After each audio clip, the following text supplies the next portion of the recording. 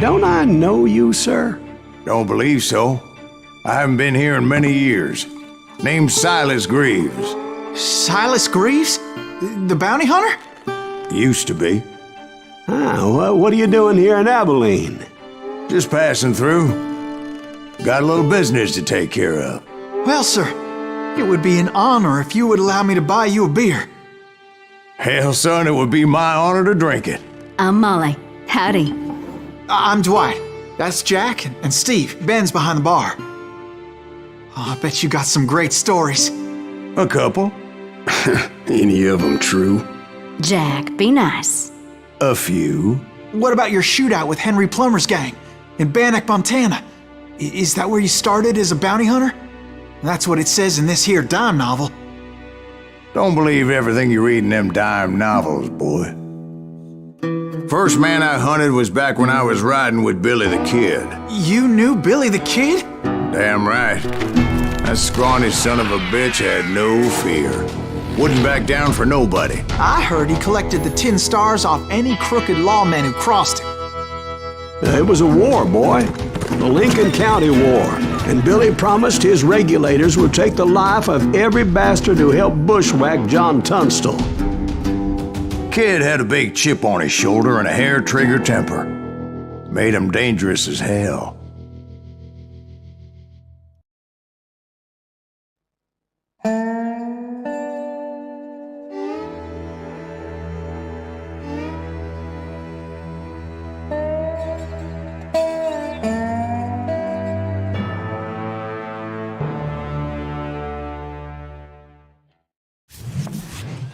It was about 30 years ago.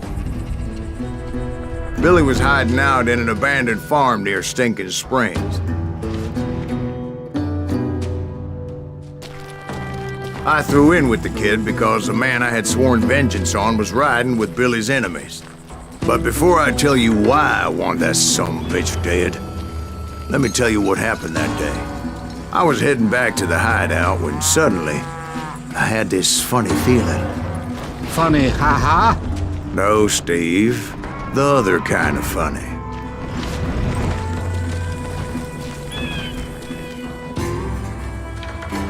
You heard, Pat. Need to stay here and keep an eye on the road. That's not fair.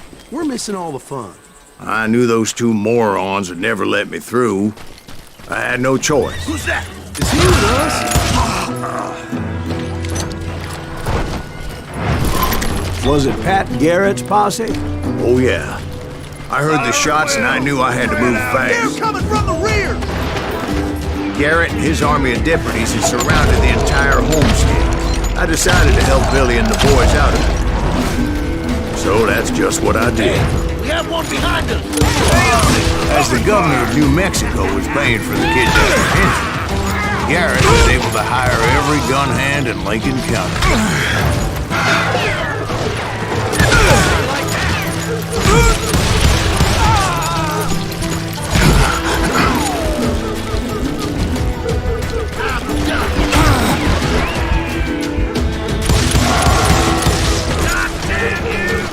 I knew that going through that front door meant putting my butt in a shooting gallery, so I decided to get sneaky.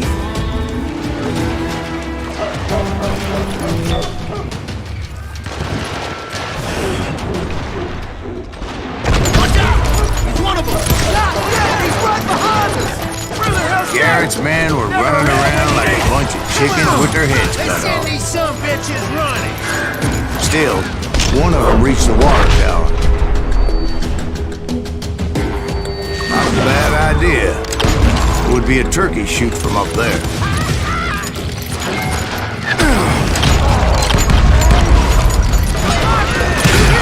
Luckily, these shooters Garrett hired weren't the sharpest tools in the shed. A lot of them were saddle tramps or sod busters or drunken drifters looking to make a few bucks.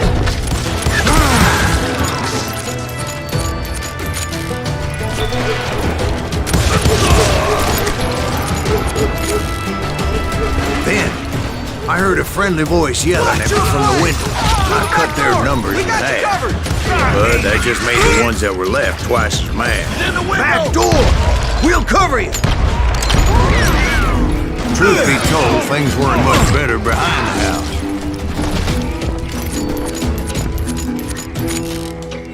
You think you can kill me too?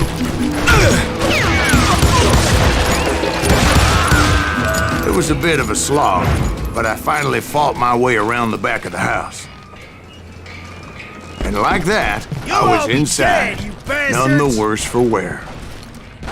I passed Dirty Dave, and upstairs I found Billy and Charlie Bowlby. Rat in a trap!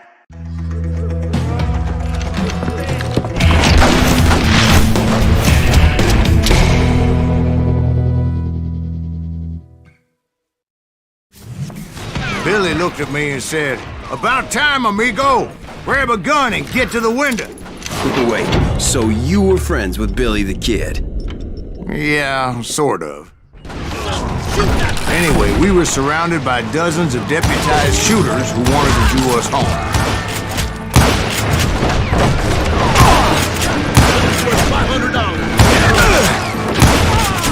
I'm telling you, Garrett's men were dropping like flies, but they just kept on coming. I think I got one! Where the hell Gary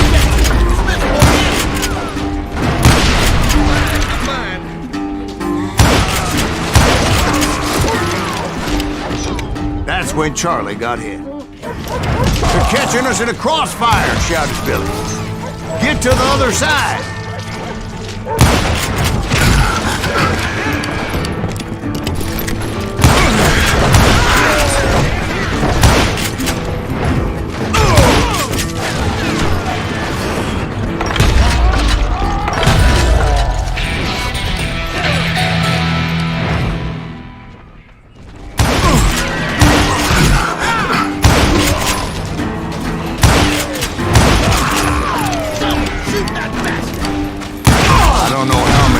Cocksuckers I personally put down, but it was pretty clear, even to Billy, that maybe discretion was the better part of valor.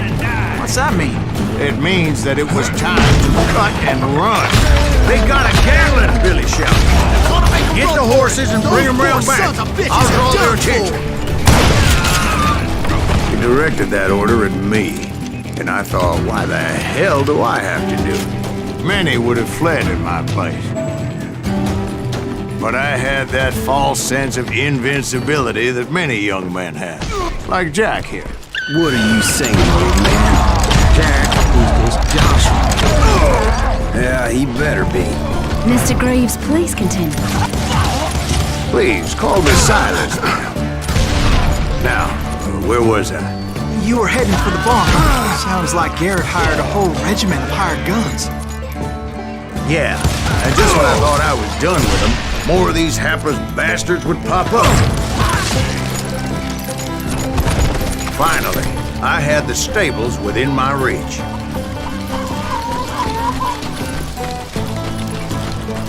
And that's when I met Sheriff Pat Garrett. I read that you went toe-to-toe with him, sir. That backstabbing bastard with that tacked-on tin star.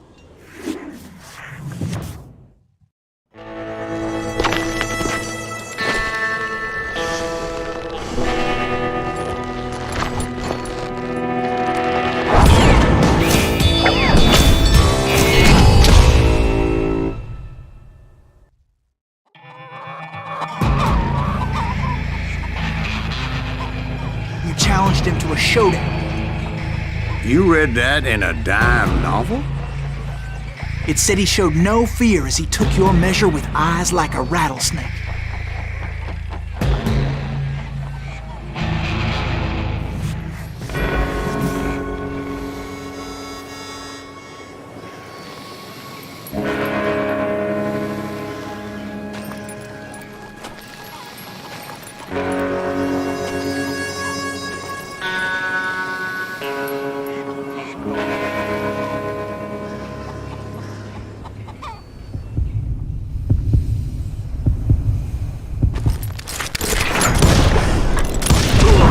And that you killed him in a fair fight. Is that what that Penny Dreadful said? No, boy. That ain't what I meant when I said I met Pat Garrett. So let me start again. I finally reached those damn stables.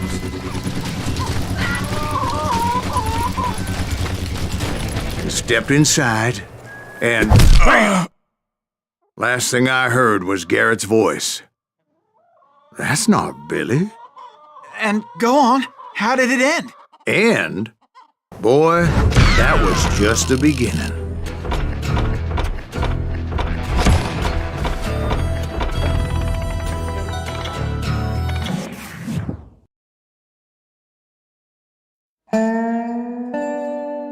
So what happened? Did Garrett arrest you? Yeah, after I came to, the bastard had clocked me with his Colt.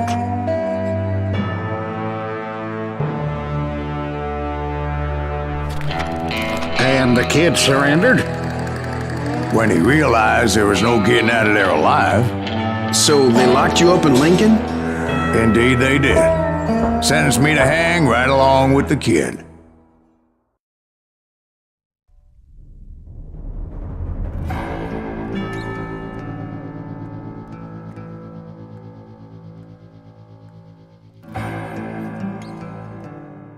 It's important to know that I was only riding with Billy so I could find the bastard I was after.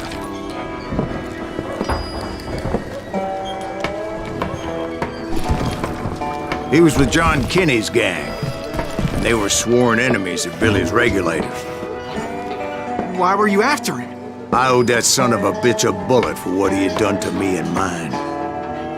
Instead, all I got for myself was a goddamn death sentence. Luckily, it was right around then that I heard Billy make his move. He shot Jim Bell and a few other guards as he made his getaway. Later, they wrote that some lady friend planted a pistol for him in the privy. What the papers didn't say is that Billy helped me escape too.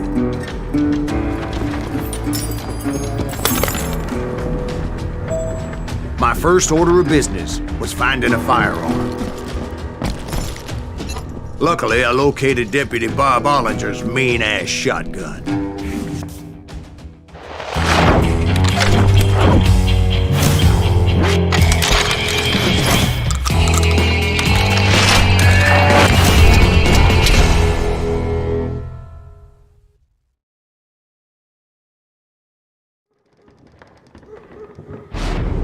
I saw Billy through the window, and he yelled that I should take to the rooftops to make my escape. So I did.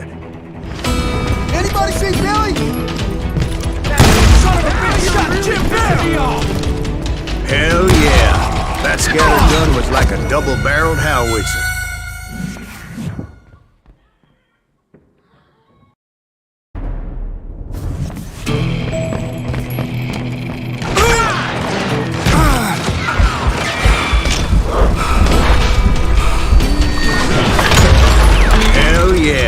That scatter gun was like a double-barreled howitzer. It could blow a man clear off his feet.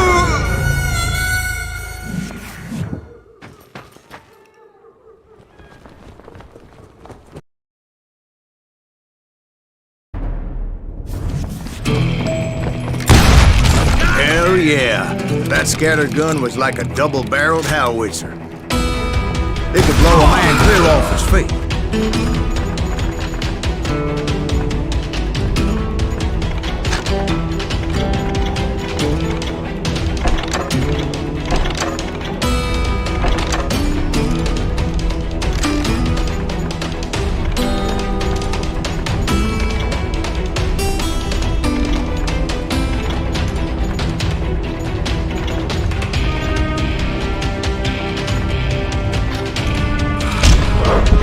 Aim the damn thing. The kids escaped, raised a huge ruckus.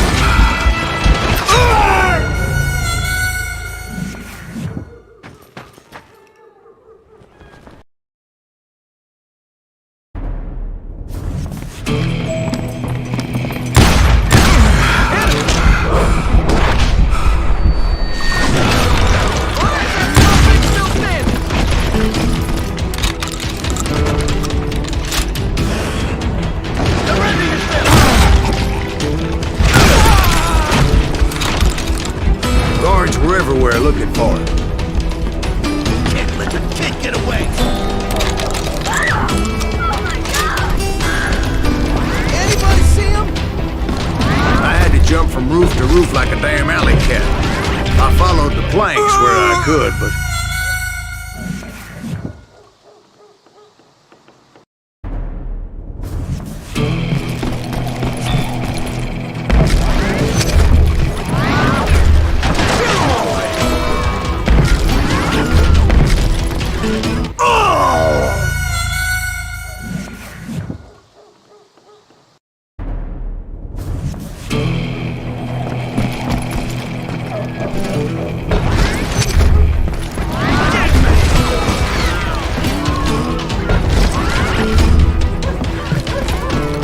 Some of that wood was slippery as hell. The whole town was up in arms.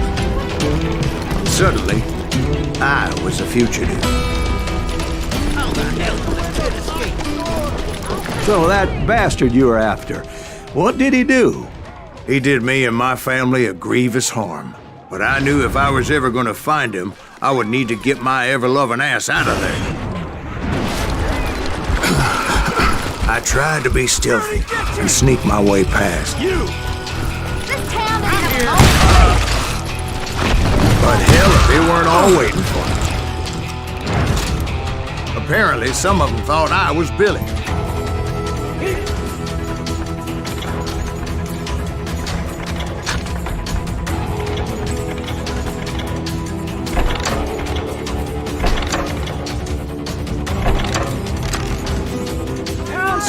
See, me and the kid shared a certain similarity in build and color. I was just glad I had Deputy Bob's mean-ass shotgun. They're shooting in the street! Get your heads down! There's children here. So much lead whistled by my head, it was like everyone in Lincoln wanted to put me in the ground.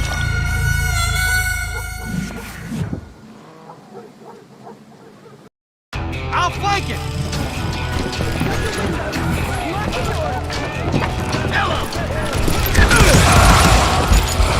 I knew I needed to find a horse. Though I never did have a great fondness for those four-legged grass eaters. Smelly, sweaty, ungrateful beasts. We prize them too high, if you ask me. I got this! Threatening the lives of innocent people.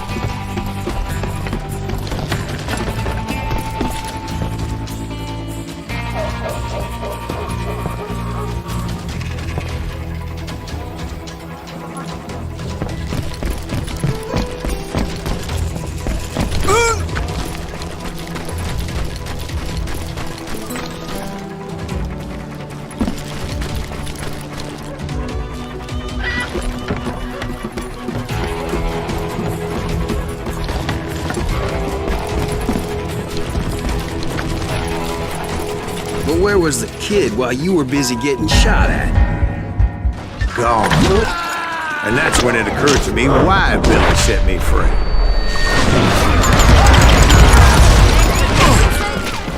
So I could be a hapless decoy and draw attention while he snuck out of town.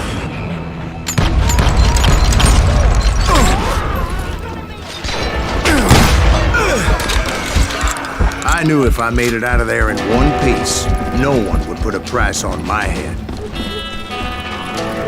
Because everybody in Lincoln would be dead? No, because they all thought I was Billy. And all that blame would fall on him. Meanwhile, Deputy Bob Ollinger was organizing a posse to put me down.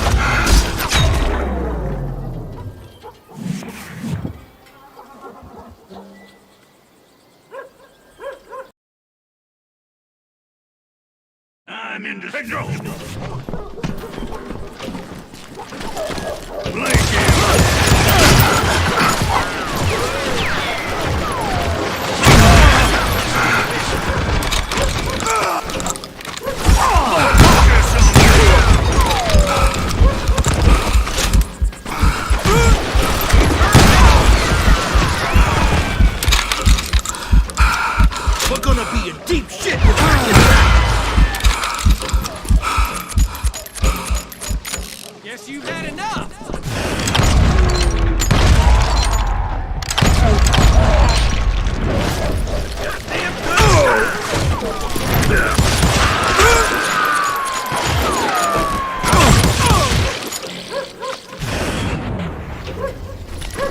Let's do this! The women off the street! On your tail! We can take him! How the hell did he get away?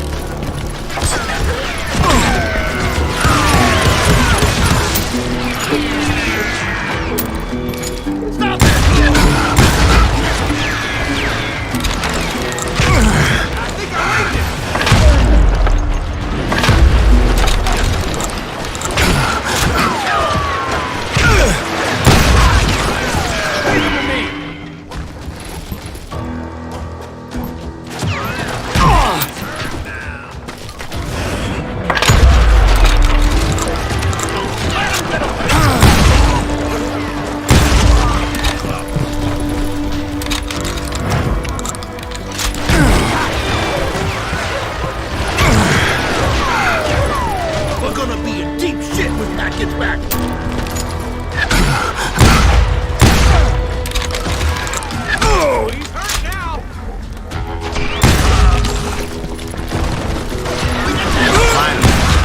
What I was looking for. The stables on the edge of town.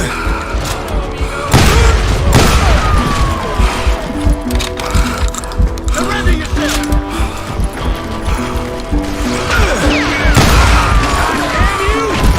I guess Billy saved your ass, taking out Bob Ollinger the way he did. Billy didn't kill Bob. Well, sure he did. He dispatched him right after he shot Deputy Bell. No, sir. Because Bob came right up behind me, angry as hell that Billy had lit out. "Hello, Bob," I said. "I think you better let me go." And he says, "I don't think so, boy. Not with my shotgun." So we stood there in the middle of the street, eyeball to eyeball. He intended to kill me, and I knew I had no choice but to defend myself.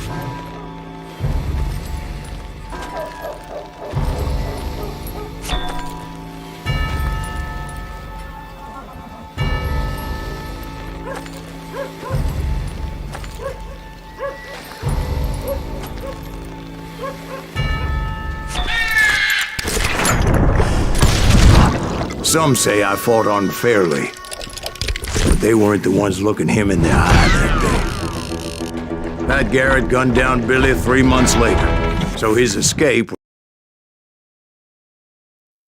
So where'd you go after Lincoln? Mexico. Until I realized nobody was looking for me. I ended up taking a job at the Rurales. The Mexican Rurales? I was hired to help them track down the cowboys. The most vicious outlaw gang in Cochise County? Curly Bill Brocious? Johnny Ringo? Led by old man Clanton himself. They must have paid you a pretty penny to take them hombres on. Not really. But truth be told, I had my own reasons for going after those boys.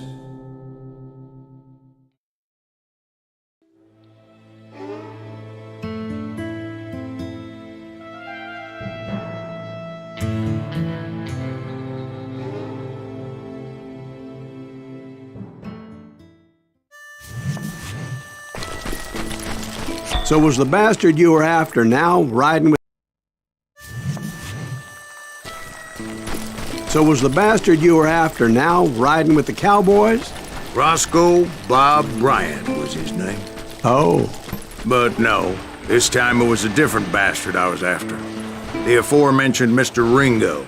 I came upon them robbing a stagecoach, which wasn't surprising, being they were such murderous thieves and bastards.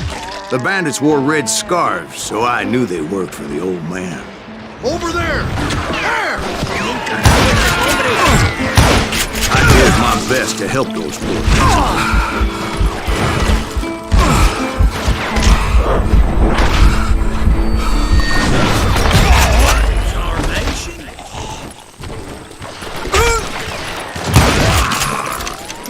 Moments later, the attackers were dead, and I checked the stagecoach to see how many passengers were still breathing. None. It was then I wondered if the rocks weren't hiding more bandits. Was that all of them, or did I just hit the rear guard? I quickly got my answer. They attacked from on high like Apaches often did. They appear in great numbers from above and rain down lead on their hapless enemies' heads, making use of the high ground and whatever else they had. Yep, the Apaches always appeared out of nowhere, and there never seemed to be an end to them. Hold on. Were you attacked by Apaches? What happened to the cowboys? Did I say they were Apaches? I said Clanton's cowboys attacked me Apache style. I was in a pitched battle, but I was holding my own against an overwhelming enemy force. See, at the time, I was still pretty green, but often blunder into regrettable situations. But I just kept shooting at anything I could see up in those damn rocks. I didn't see Ringo, but I knew he was with the cowboys. He and Roscoe Bob had done me a dreadful wrong, and I was determined to have my revenge. But to get to Ringo, I knew I'd have to fight my way past these other assholes first.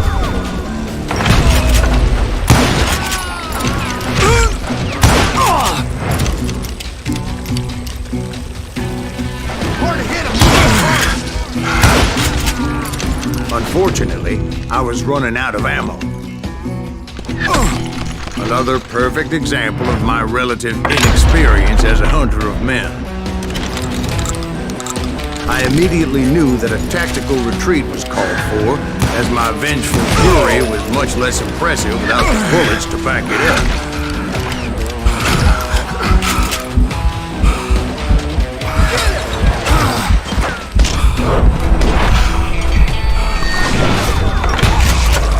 Finally, they managed to corner me. Trapped as I was, the odds of my survival seemed pretty good.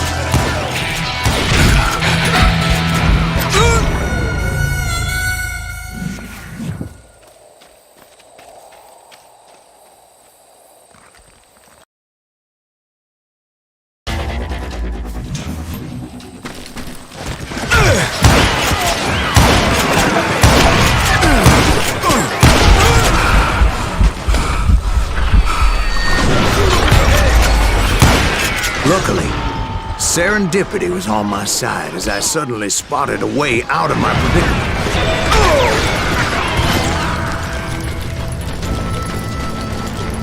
Hard to hit a moving target. I ran ahead as if the devil himself was after me. Bullets were whizzing by my ears, but I wasn't about to roll over and die. I just kept running like there was no tomorrow. Because there wouldn't be if Clanton and his men caught up with me. As I was scurrying around those caves, I thought, what was I thinking? Going up against a gang like this?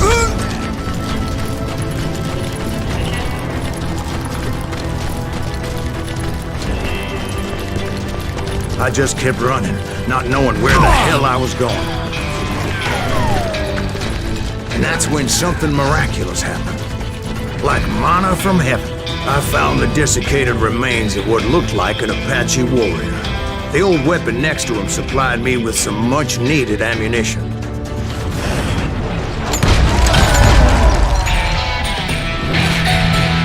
Pat Masterson once told me it was more important to be lucky than good, and he would know.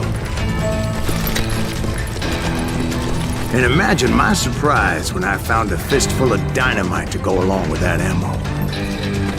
That stroke of good fortune evened the odds and bolstered my confidence. It was time to turn the tables. Time for the prey to become the predator. Time for the hunted to become the hunter. Time. All right, Jesus, we get it. They were right where you wanted. That's right, Jack. I was done running. The old man's boys were not expecting that. No, sir. I came at them like a wildcat. My fury knew no bounds.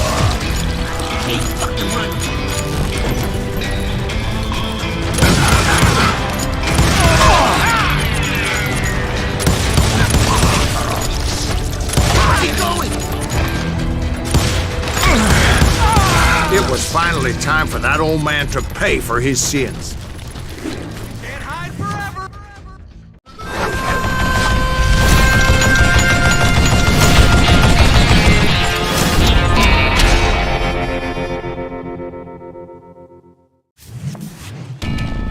I yelled out at the top of my lungs, "Clanton, I'm coming for you!"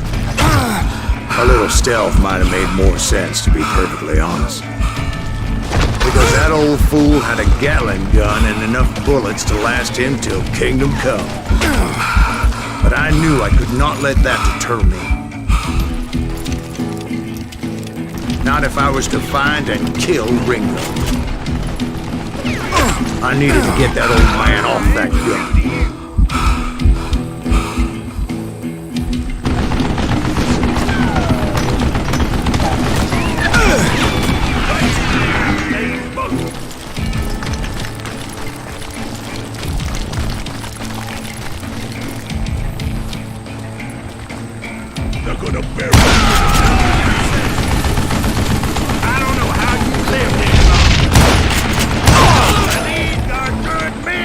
Most everyone thought it was the Juarez who had come up against him in Guadalupe Canyon, but it was just me.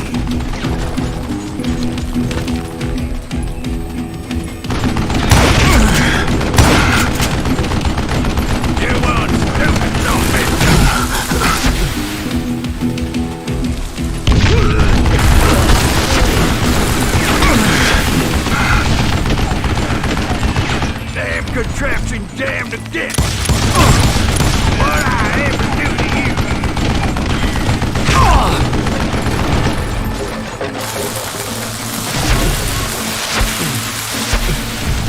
Wait! Goddamn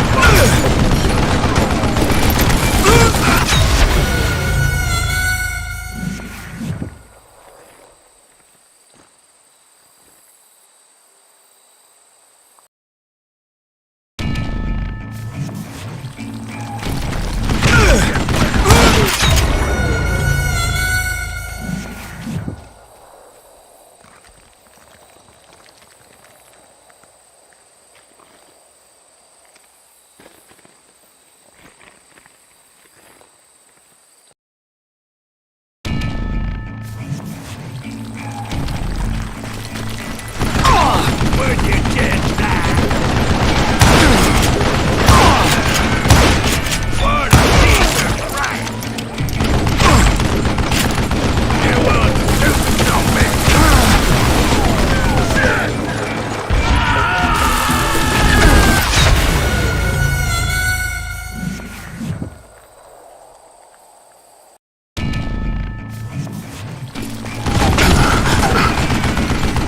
I don't know how you live this long. You murdering bastard!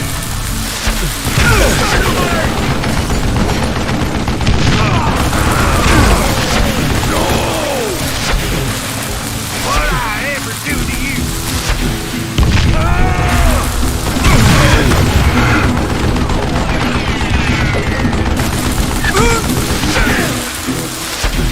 Wait!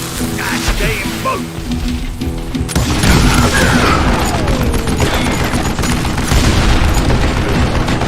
Why not?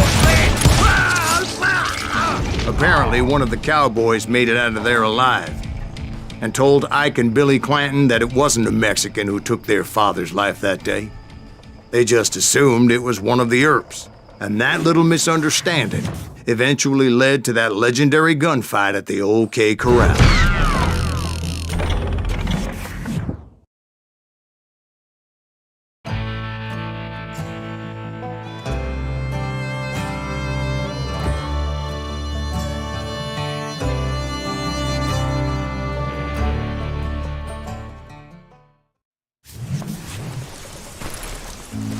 A few weeks after that dust-up at the OK Corral, I was still after Johnny Ringo. So, what exactly did Johnny Ringo do to piss you off? Well, him and that other bastard. Roscoe Bob Bryant? Yep. They both deserve to die, and I promise I'll tell you why. Earp's coming! Get ready, boys. First, I need to tell you about the Cowboys' new boss, Curly Bill Brocious.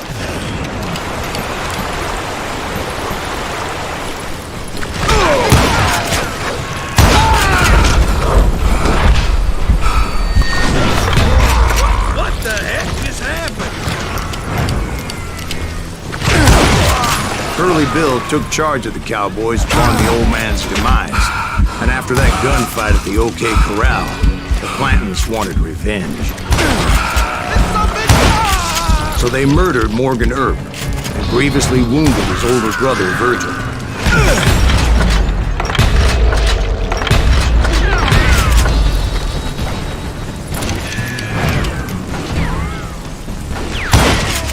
Wyatt and Doc went on what became known as the Vendetta Ride, hunting those outlaws down. So when I showed up, that's who they thought I was.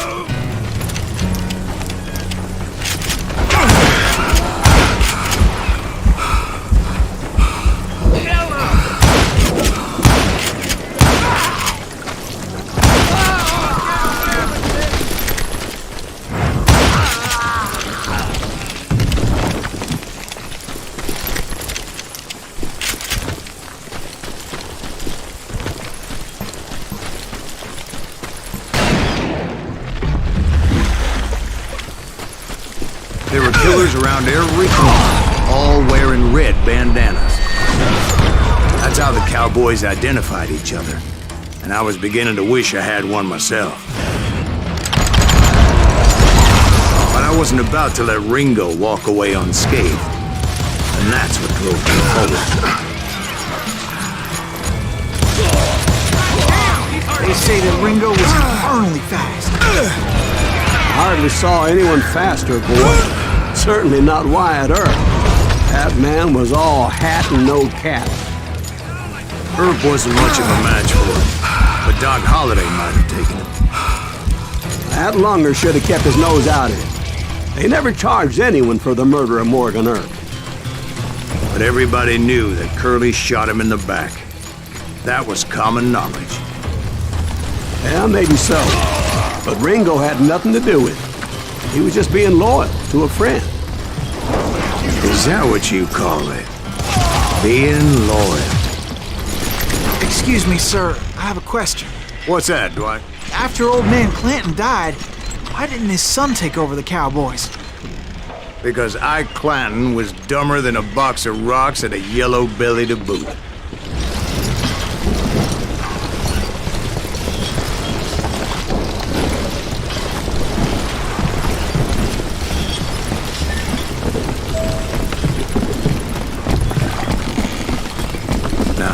Where was I? Taking down the entire cowboy gang single-handed. Indeed I was, Jack.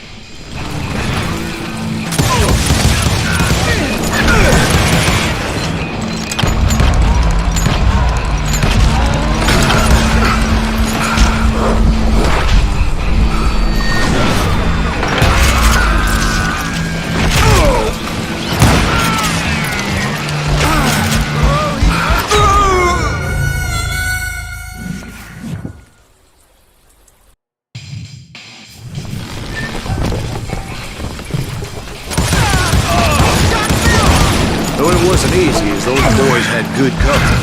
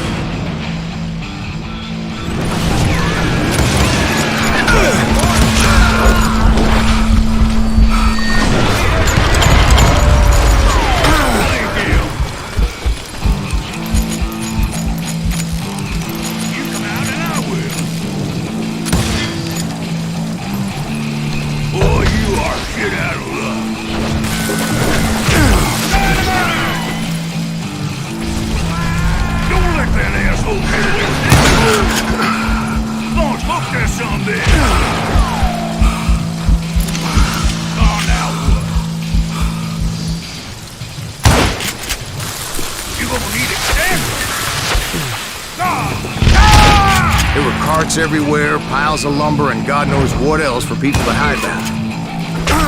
That really was one hell of a sawmill. Quite an impressive operation.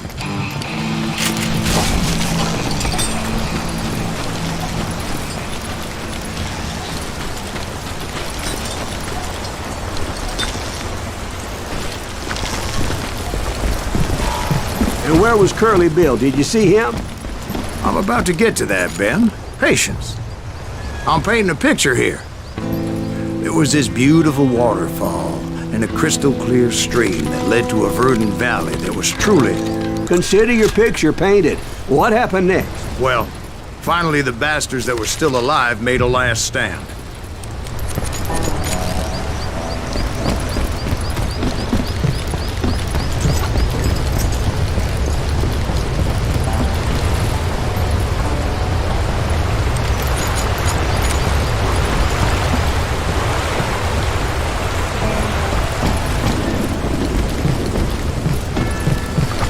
Curly Bill, Johnny Ringo, and his compadres took off into the lumber yard, and I followed after.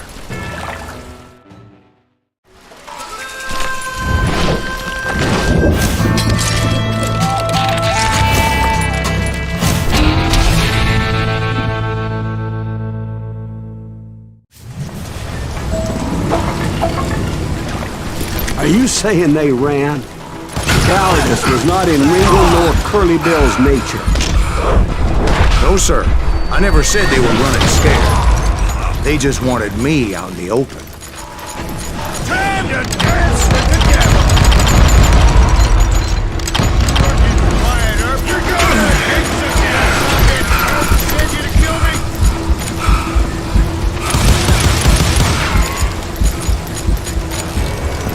Got a lot of sand showing up here all by your lonesome.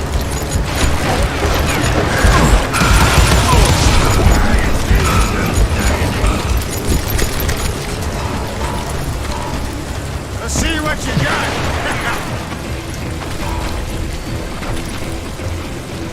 Come on out, son.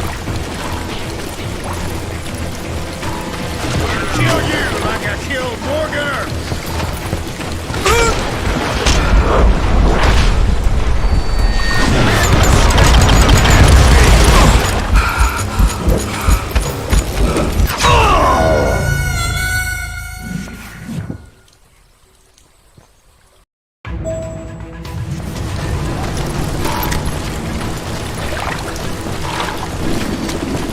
You can't hide forever, boy.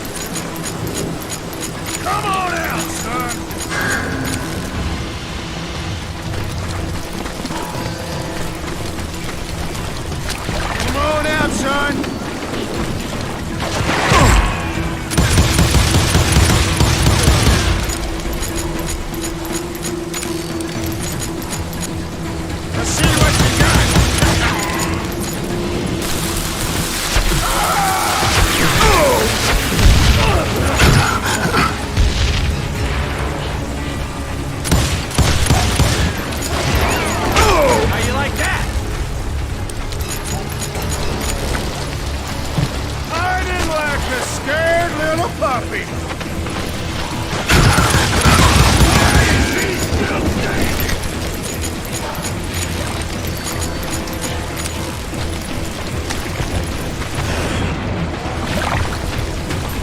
You're gone!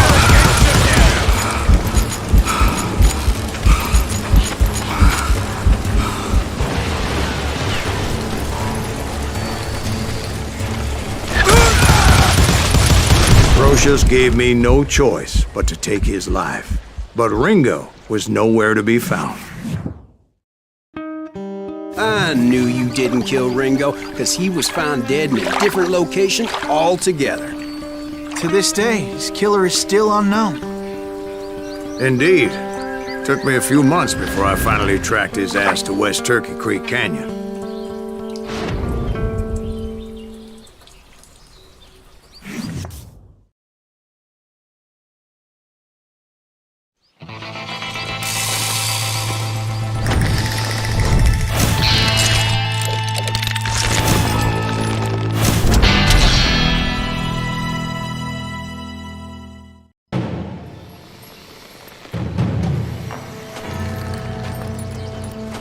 That's incredible, sir. I always thought that Doc Holliday was the one that killed him.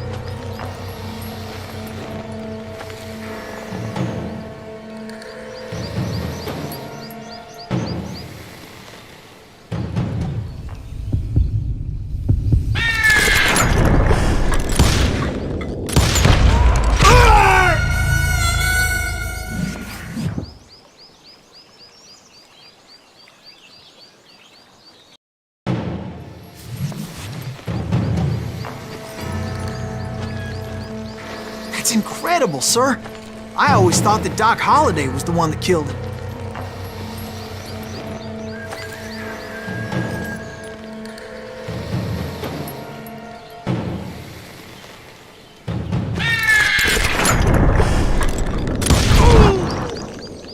Sorry I had to ruin the legend for you, boy.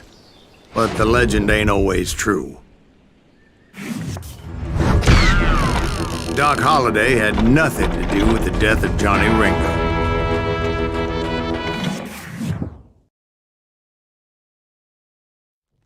I was paid a healthy bounty for Ringo and Curly Bill, and realized there was real money to be made.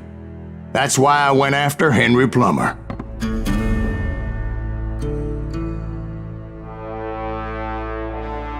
Now, wasn't he the sheriff who augmented his income by shaking down miners and robbing gold shipments? That's the one. Oh, yeah, I remember him. He ran that gang of thieving outlaws called the Innocents. So it's true that you went toe-to-toe with him? Indeed I did, son. Indeed I did.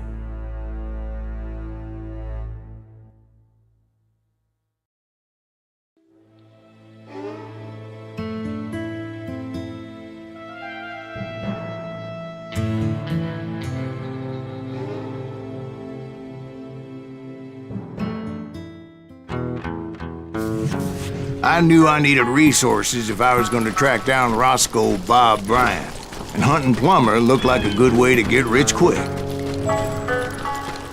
As the local vigilantes exposed him as the leader of the bandits, and put a generous price on his head. Plummer rallied his gang to plunder one last gold mine before making their escape, and that's where I thought I'd find him. These goddamn barrels of gunpowder. Why would you be nervous? No one has the cojones to come after us. Oh, yeah? My late father pointed out to me more than once.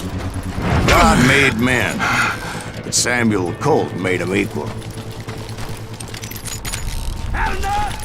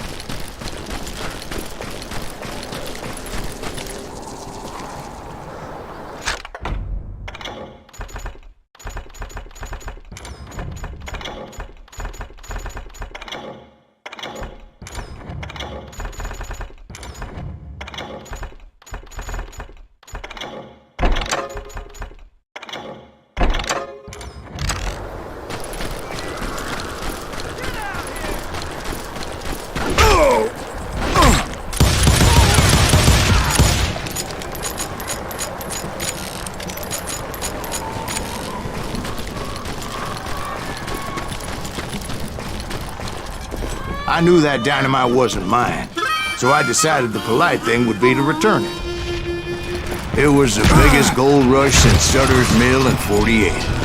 Unfortunately, prospectors weren't the only ones drawn to those riches.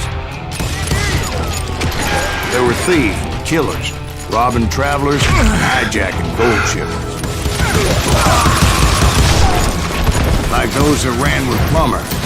Some were just regular folks I knew from town, drawn by greed and easy pickings. Charlie Crow, the blacksmith. Plummer had a lot of men on his payroll. A hell of a lot. That son of a bitch pretended to protect the public with one hand, while stealing them blind with the other. Of course, the rest were veterans of the Civil War. Stone-cold killers trained on the bloody fields of Shiloh and Antietam.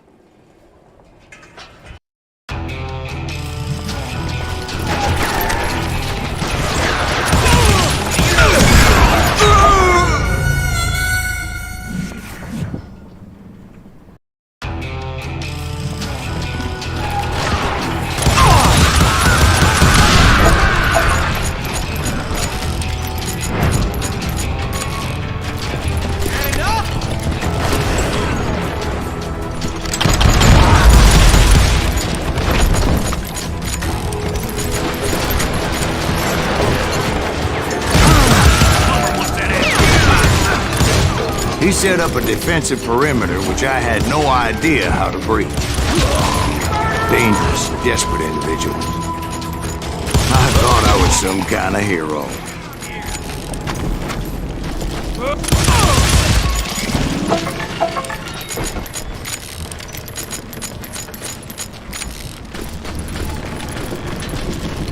I finally made it past and headed on to meet my destiny.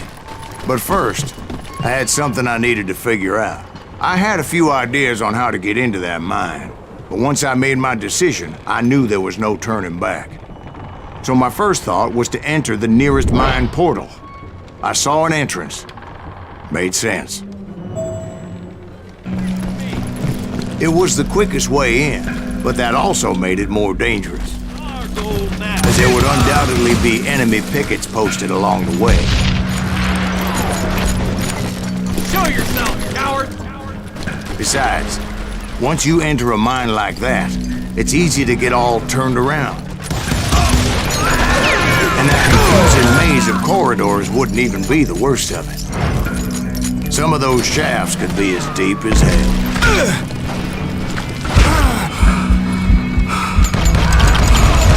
A single stumble or misstep can easily end in a deadly plunge to oblivion.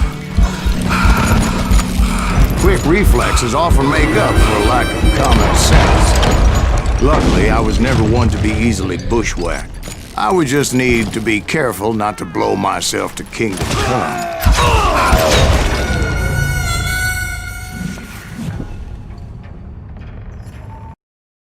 Take that asshole out!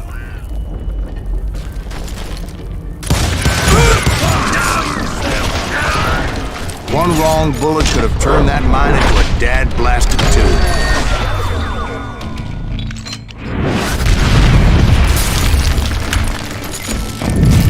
I freely admit that my plan of attack was not just moronic, but clearly insane.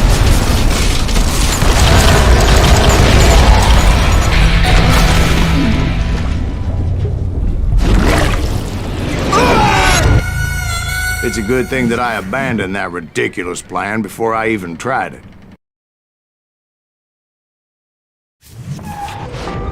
Instead, I spotted a ladder, a way into the mine from the opposite side.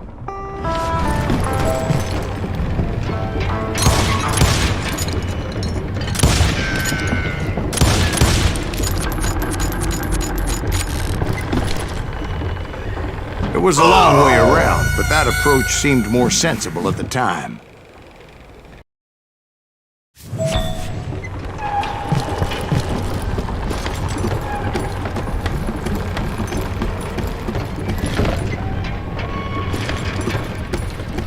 Of course, being I had a problem with heights, that scaffolding scared the bejesus out of me.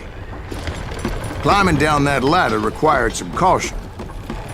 Because even though I had a younger man's reflexes, I needed to make a leap of faith.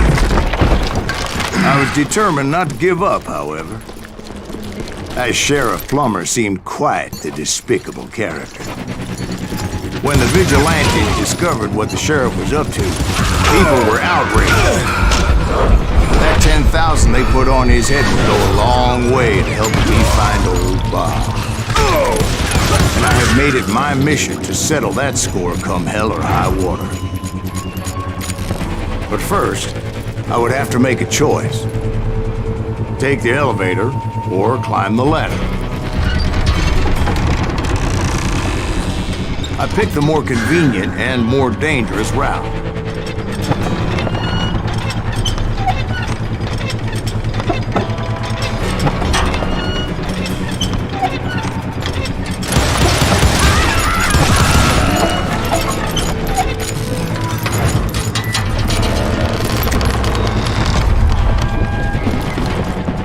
Plummer was a mad dog killer, and the people of Nevada City deserved better.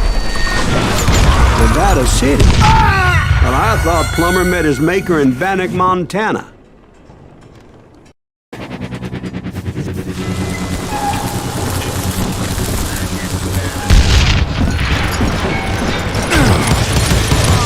Right, well, he was the sheriff of both places at one time or another, but that's neither here nor there.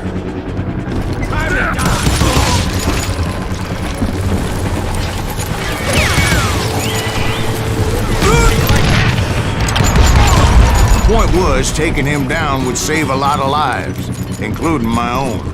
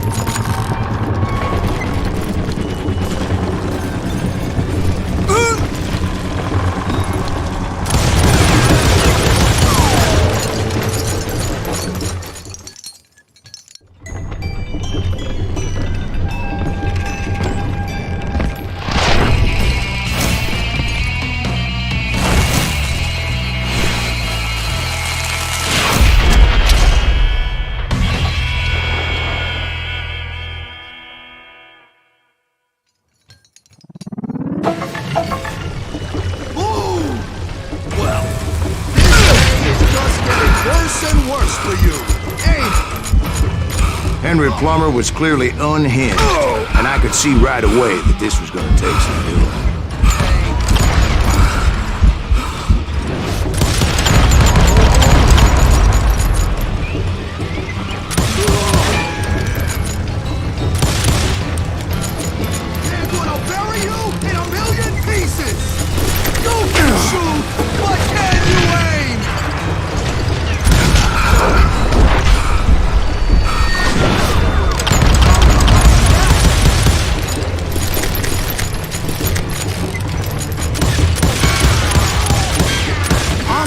All medieval on your ass!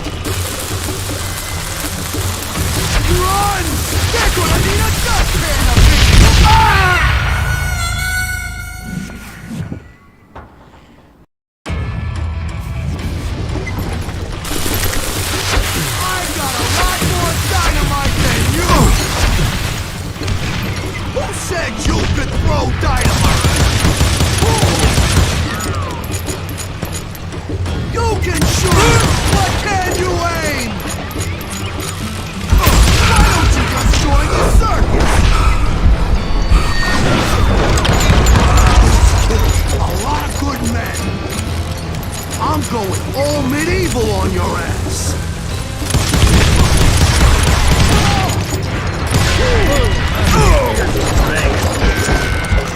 I can shoot too!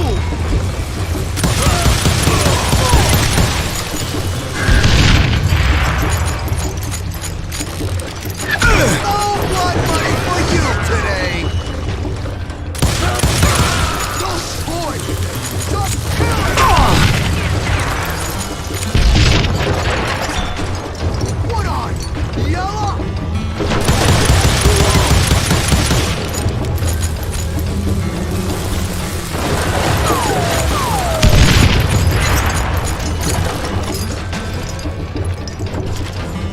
You're done.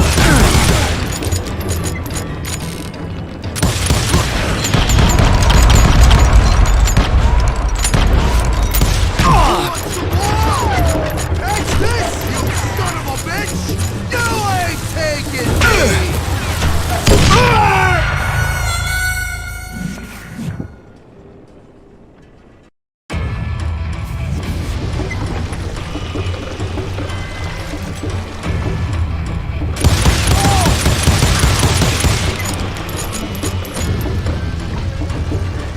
I can shoot too!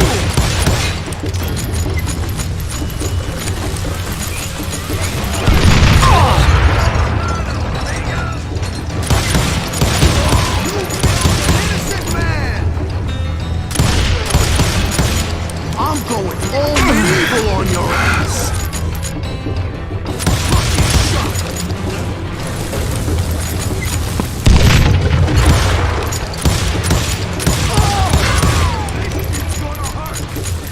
You can shoot, but can you aim?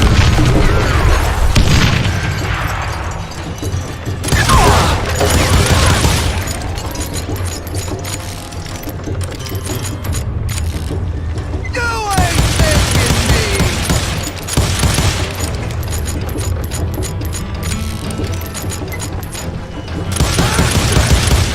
No blood money for you today!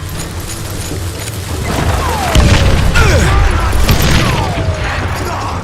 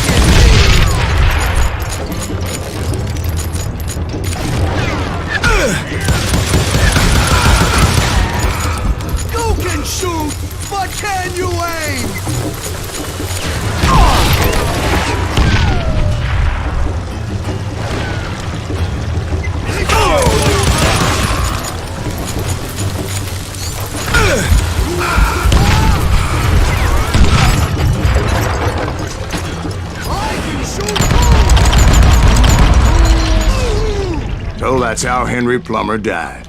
Him and his crew were worth their weight in gold. And now, I was officially a bounty hunter.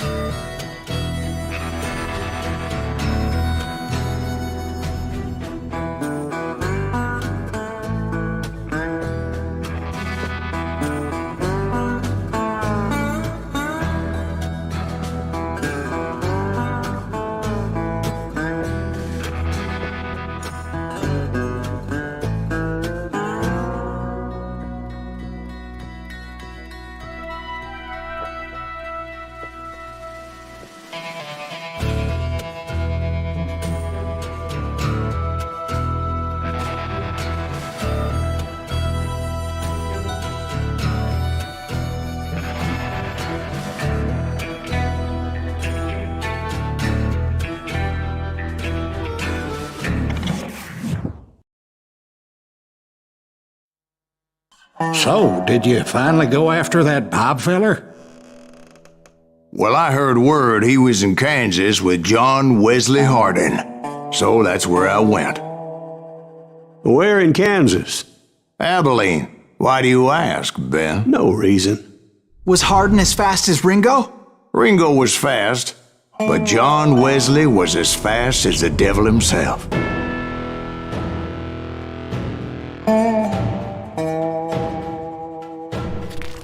Hell, he killed his first man at 15. From that day forward, he had a price on his head and wouldn't back down for nobody, not even Wild Bill Hickok himself.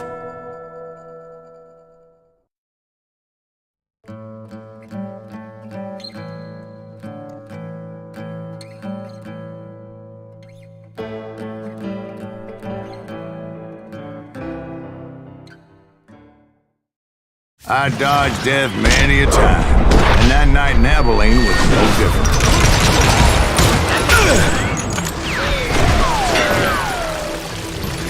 I was there with the intention of finding that bastard Bob and collecting the bounty on John Wesley. I thought the Texas Rangers got Hardin. Yeah, that's what they want you to believe.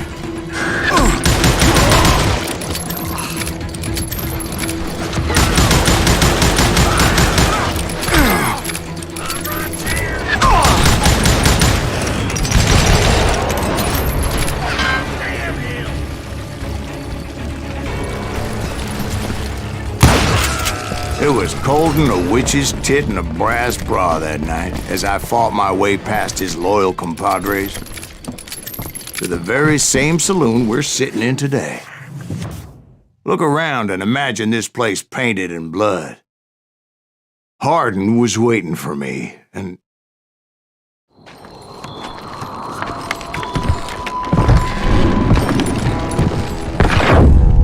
wait, I'm jumping the gun here.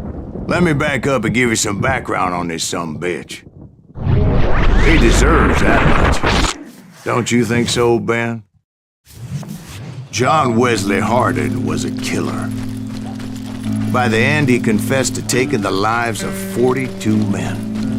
He was a bona fide folk hero by then, and had amassed a gang of armed miscreants and other assorted things. He and his men set up camp outside of town. And I was hoping Bob was among them. They didn't ask why I was there. They knew. I had to spill a lot of blood to find out Hardin wasn't in that camp. He was carousing in town with his closest friends. Hardin's boys apparently didn't want me to reach the Bull's Head.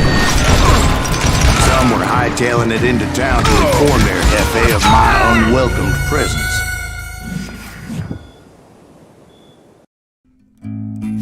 Better 3 hours early than a minute too late. Shoot that son of a bitch!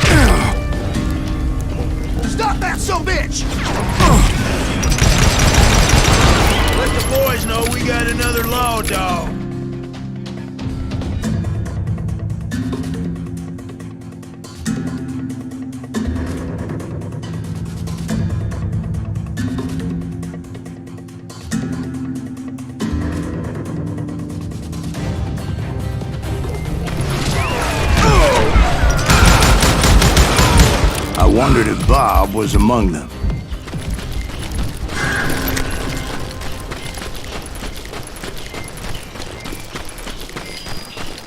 And I steeled myself for the fight ahead. For as good as I was, deep down I wondered if John Wesley wasn't just a little bit better. Before I could test my mettle against Hardin, however, I would first need to dispatch his cadre of hired killers. Most of these degenerates were beyond redemption, but John Wesley might have been a different story. I didn't learn until later that that night was in fact his birthday celebration. God damn him!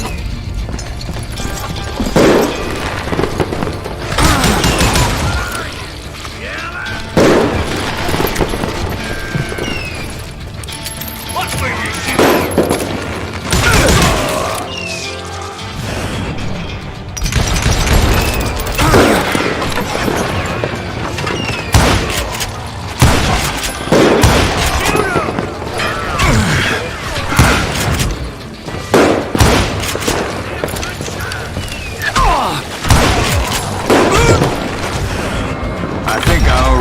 That I found Hardin in this very saloon. Suffice it to say, nobody there was happy to see me.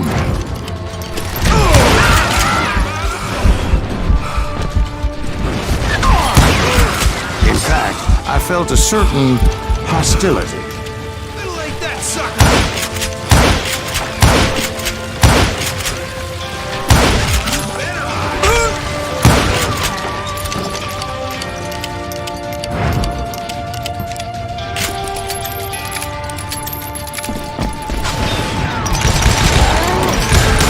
I was disappointed that neither Bob nor John Wesley were among the dead. But that was short-lived, as a moment later I was facing down the fastest gun in the West.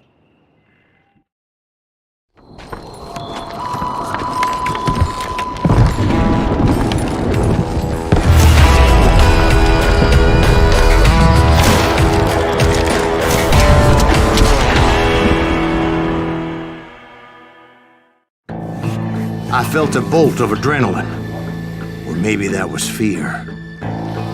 He was well known for his tricks, and I knew I'd need my own if I was ever to defeat him.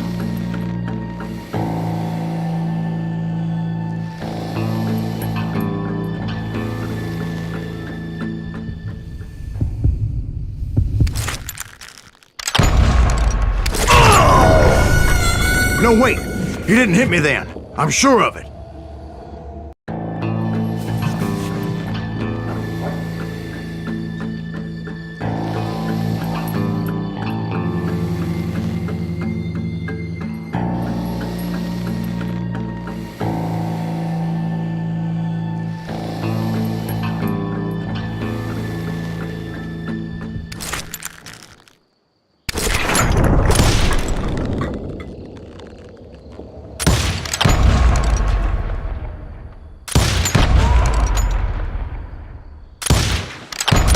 That man was faster than greased lightning.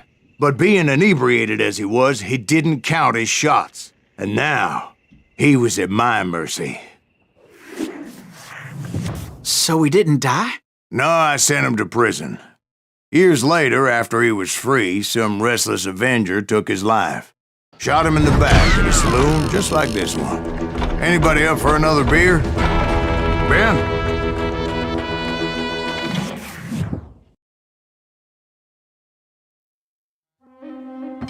Thank you, darling. Yeah, some say revenge is a dish best served cold. So whatever happened to that Bob guy you were after? Personally, I'd like to hear some of your other adventures. Like, I don't know, do you ever go toe-to-toe with a red man?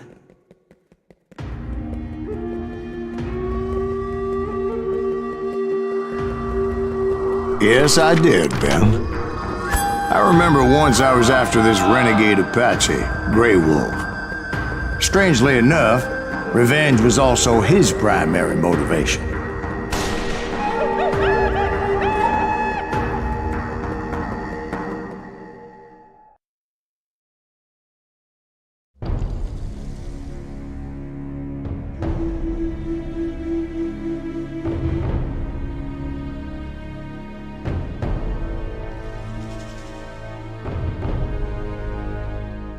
A bounty was put on Grey Wolf's head, and that's how I came to hunt him in the mountains. Mountains so high they tickled the nether regions of heaven.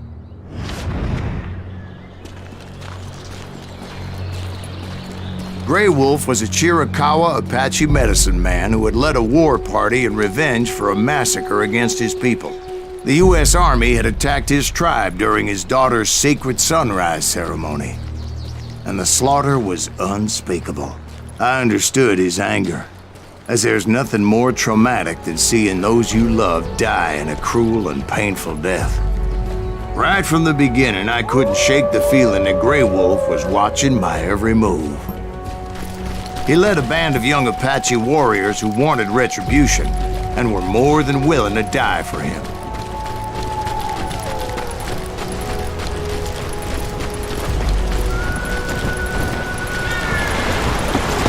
They saw me before I saw them.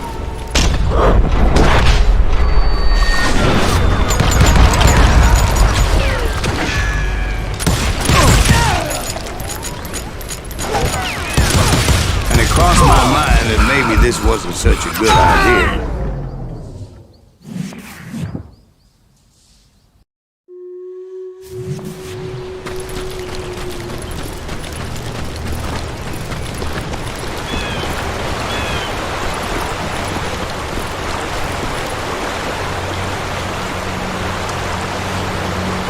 They saw me before I saw them.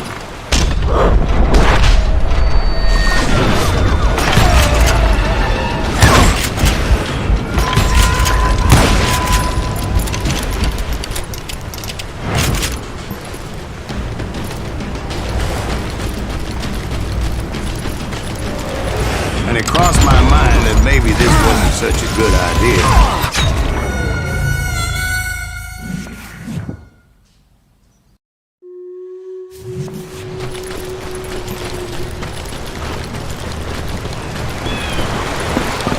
They saw me before I saw them.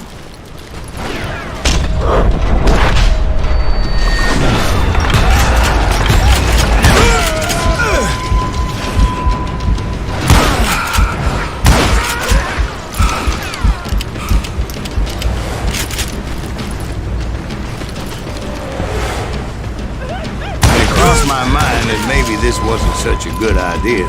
But now that the shooting has started, there was no backing down.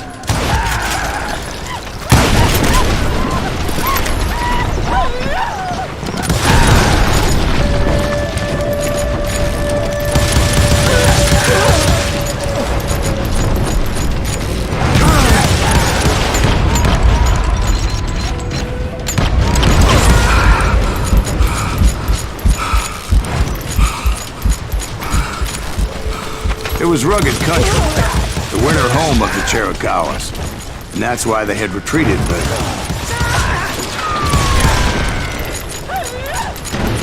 I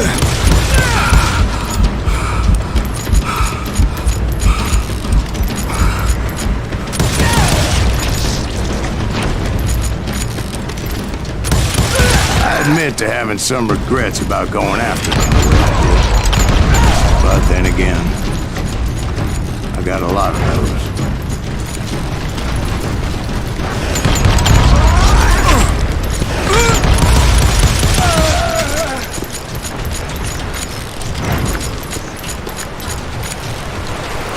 Did you find Grey Wolf?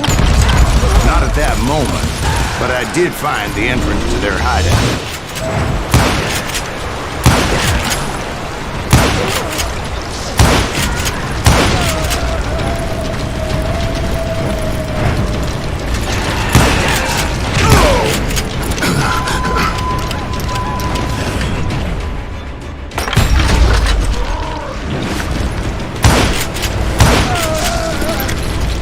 Deep crevice that led to a deeper cave. Don't tell me you went in there. Yeah, but it's not out of bravery so much as pure, angry cussedness.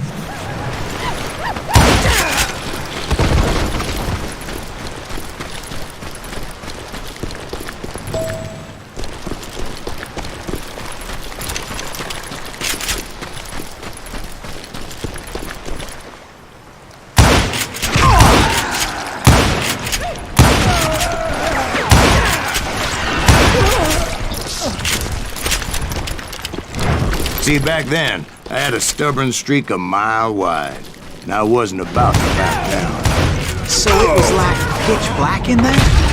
Actually, it was pretty well lit, as they had torches on the walls.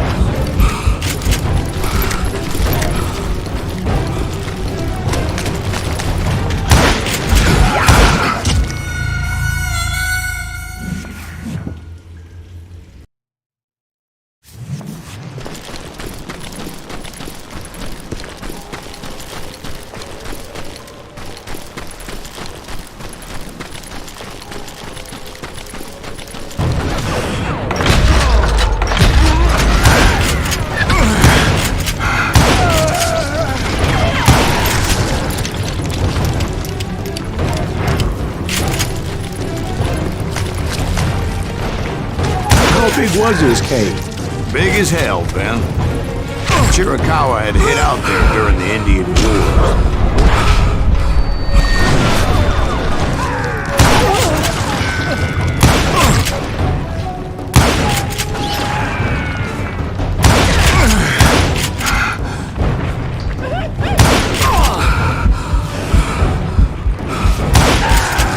They thought it was haunted with the ghosts of those murdered by the horse soldiers. The cave was haunted with dead Indian ghosts? To be honest, I was more concerned with the live ones than the dead.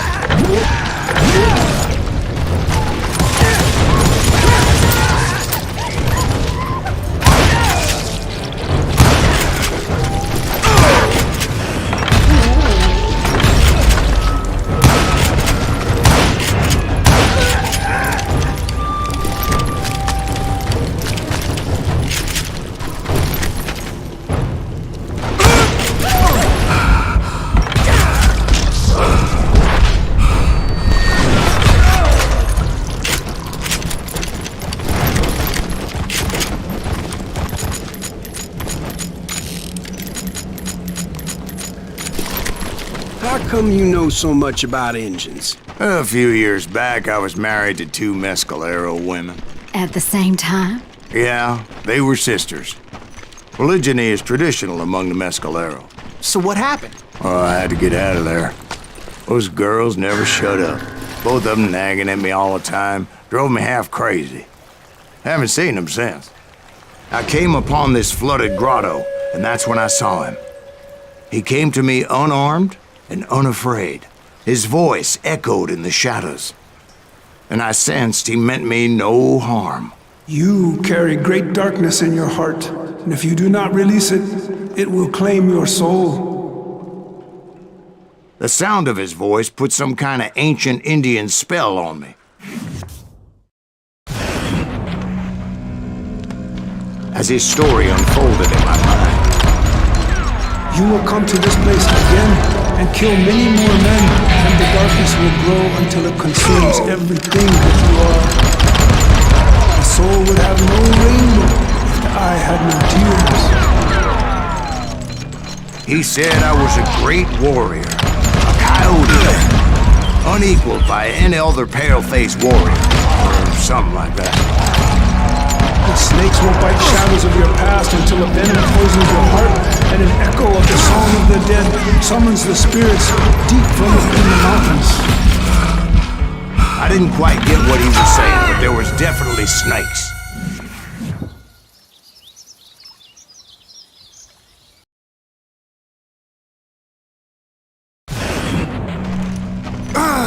As his story unfolded in my mind, you will come to this place again and kill many more men, and the darkness will grow until it consumes everything that you are. The soul would have no rainbow if the eye had no tears. he said I was a great warrior, a coyote man, unequaled by any other pale-faced warrior, or something like that. The snakes will bite shadows of your past until a venom poisons your heart, and an echo of the song of the dead summons the spirits deep from within the mountains.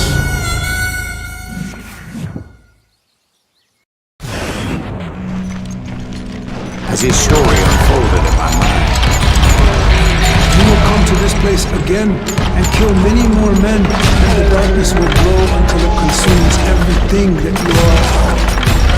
The soul would have no rainbow if the eye had no tears. he said I was a great warrior, a coyote man, unequaled by any other pale-faced warrior, or something like that.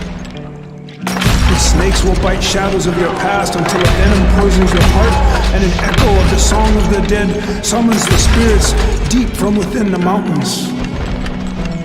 I didn't quite get what he was saying, but there was definitely snakes. And indeed, his warriors surrounded me and attacked me like hungry wolverines. They couldn't stop me, though, and Grey Wolf wasn't in the mood for idle talk.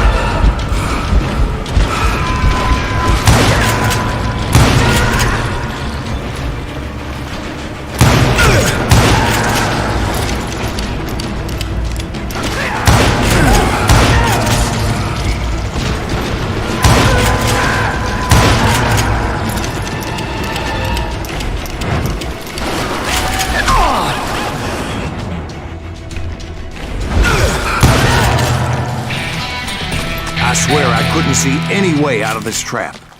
But suddenly, one just appeared. Kinda like a miracle.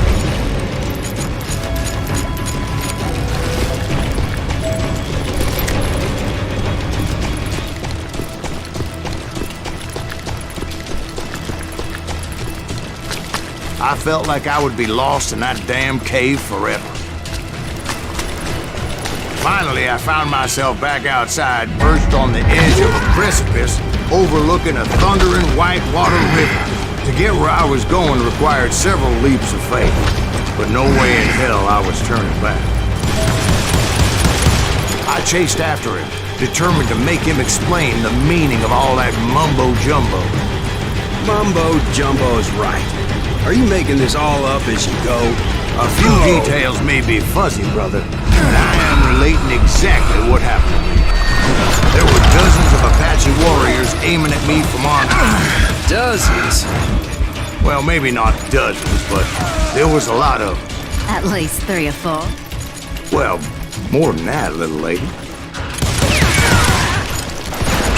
I had a steep climb up creek ahead of me and scrambled up those rocks like a mountain goat.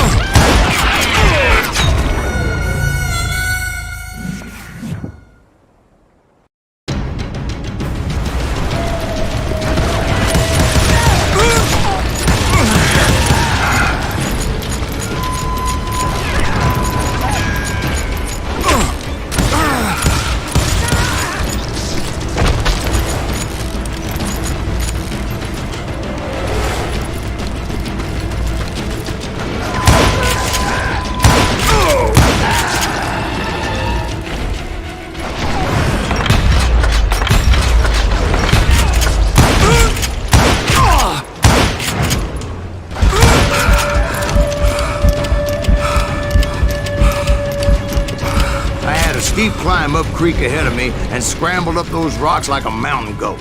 I was determined to locate Grey Wolf and find out exactly what the hell he was trying to tell me. And wouldn't you know it, that crafty son of a bitch led me right into a trap. What kind of trap? Well, son, there had to be at least 100 Apaches surrounding me. 100? God be my witness. Oh, come on. Who are you kidding? Hey, I believe you. Come on, tell us how it ended. All right, but I'm not gonna drag this out. Where were we?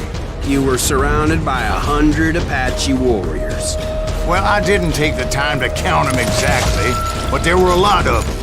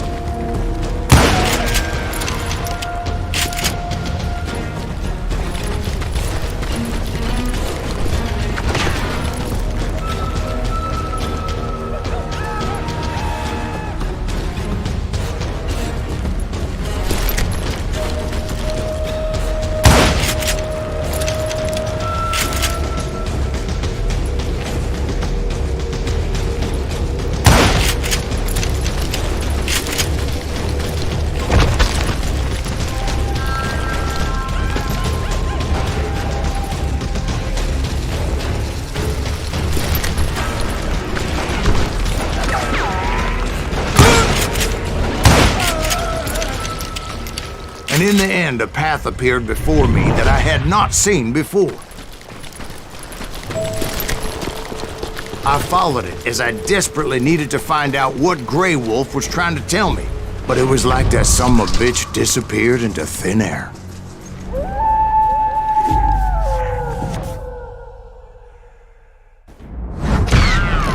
Never did find him.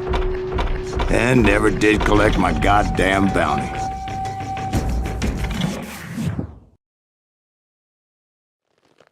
Thank you, darling. It's interesting how the truth can sometimes seem, might malleable, depending upon your point of view. Like how those dime novels make you out to be something you're not? Jack, don't be starting trouble. No, he's right. They do tend to exaggerate. Did they exaggerate your part in taking down the Daltons? Well, I was there in the flesh, boy, so I saw what happened firsthand.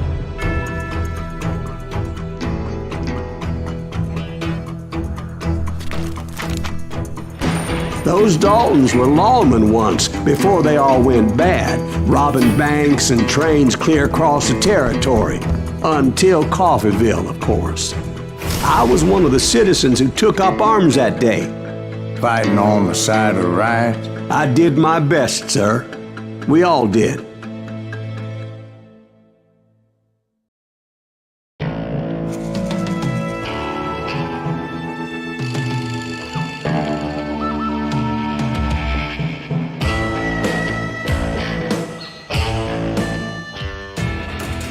It was early morning. One of my friends was a local gunsmith, and he handed out firearms to anybody who'd take one. You see, the Daltons got it in their heads to rob 2 banks at the same time. 2 banks on the same damn street. story was Bob Dalton's girl was always riding about how he had no ambition. Well, the locals recognized the Daltons right off.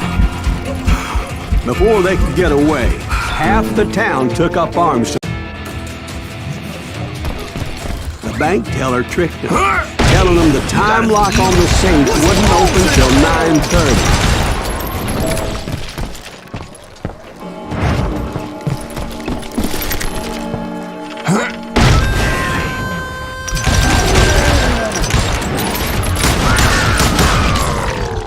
The brothers paid dearly for their stupidity, but everybody knows they had it coming. There's more to it than that. I read all about that day, so I know for a fact that it went down very differently. First of all, it was high noon. A posse of U.S. deputy marshals were on the rooftop across the street. Get ready, boys. They're gonna make a move. The lawmen had been tracking the Daltons for months, and now they finally had them dead to rights. Among them was a bounty hunter feared by many a lawbreaker. This man had no intention of letting the Daltons slip away. They met an adversary that day who had no fear and offered them no quarter. The marshals tried to get the Daltons to surrender. They'll give up eventually. You gotta wait for some bitches out. This bounty hunter knew that the brothers were far too proud to ever lay down their guns.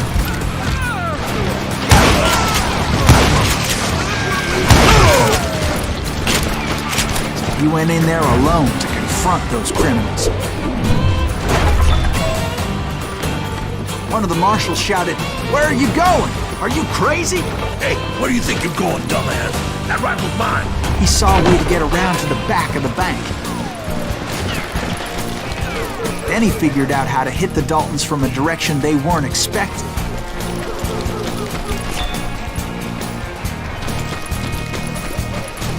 From above. Fortunately, a water tower was right there.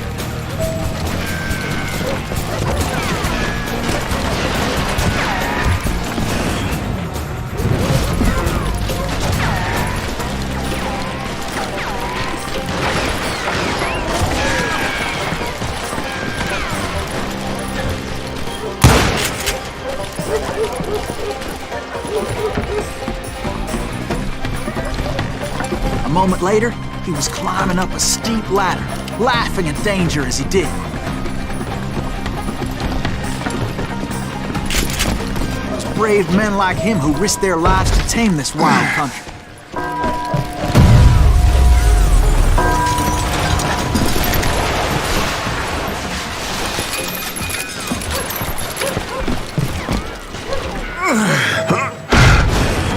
We've got company.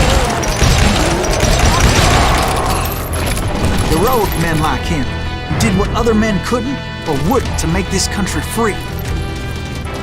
Is that Silas Green? Jim Booth, Son of a bitch! died defending the Alamo. You're a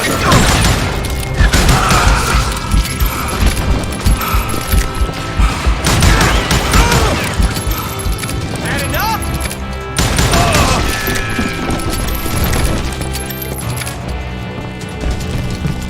Over there!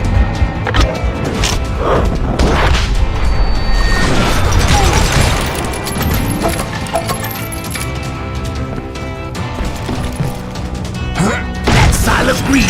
What the hell? Blam! Blam! He came away victorious, taking down those thieving Daltons.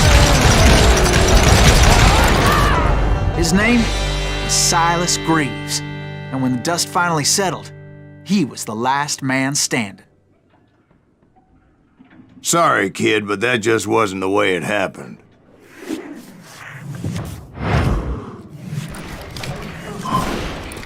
It was early evening, not high noon.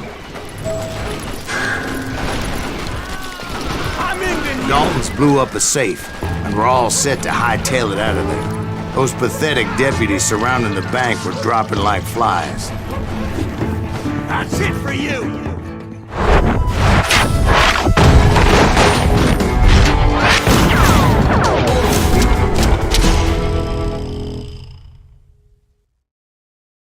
I'd been tracking those jokers for months, waiting for them to do something reckless. And finally, they did. Those stupid bastards decided to rob 2 banks at the same time in the same town where everybody knew them. But they still had friends in coffee.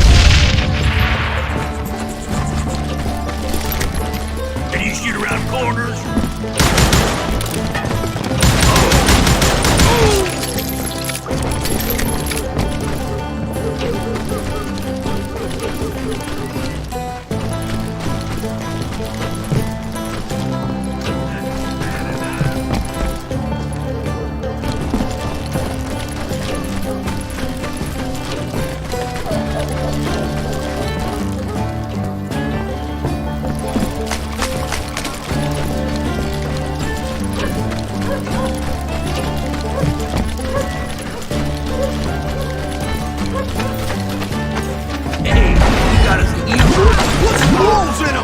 Those friends came after me like a pack of wild dogs, tooth and nail.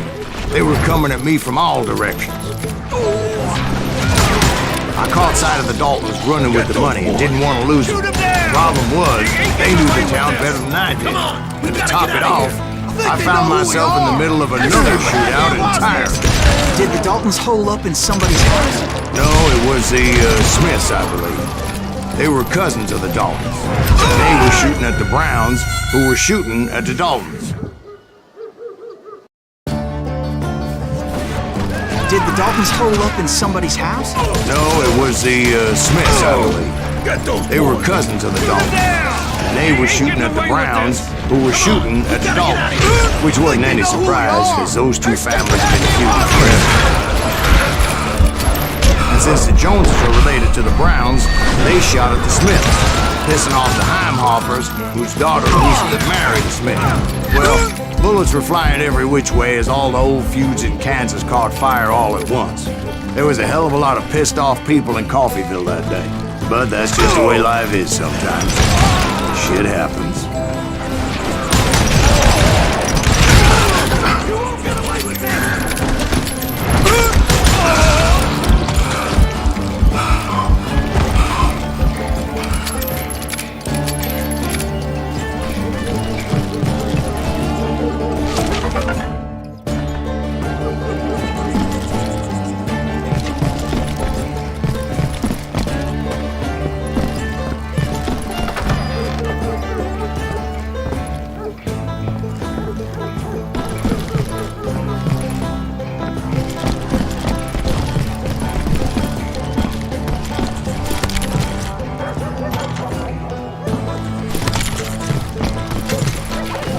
The Dalton boys knew I would never give up.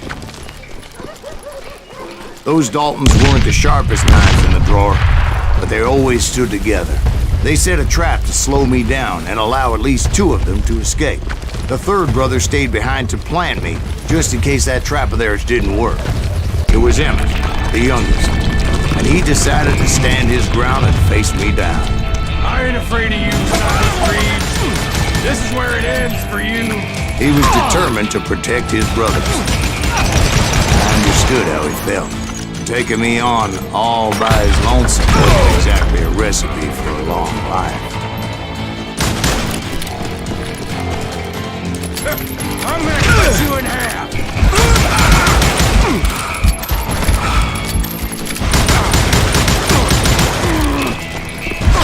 You ain't getting by me, Reeves.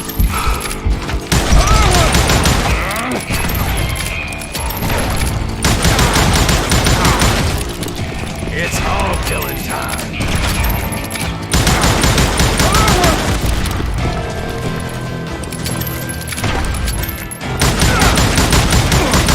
I'll blow your damn head clean off!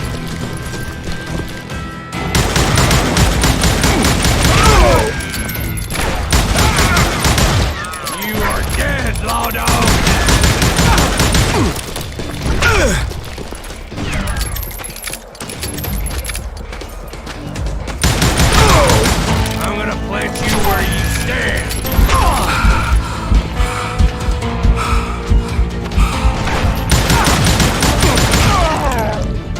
But Emmett Dalton survived the robbery in Coffeyville.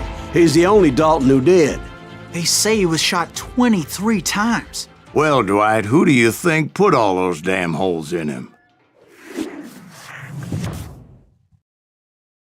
But I have to admit, that boy had grit.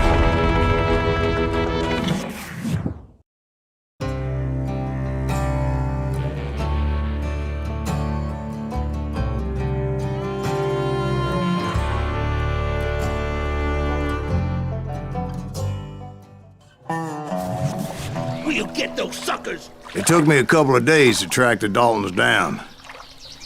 They can't get away with this! And in that time, a whole posse of local vigilantes offered to lend a hand. We'll track him to the ends of the earth. They seemed as determined as me to find those outlaws. But as we headed into those swamps, it was like I had my own private army. There was no way those boys were getting away this time. It was early fall, right? Beautiful time of year. At least you had the weather on your side. Not by my recollection. It was damp and foggy as hell.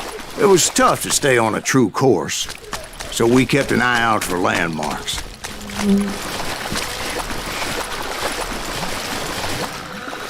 It was autumn. The maple trees were in full color, red as blood.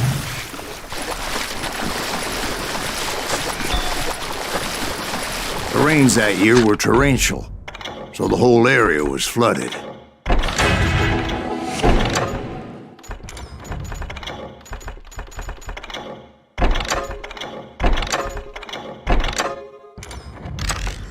The vigilantes had spread out wide, and pretty soon I couldn't see anybody.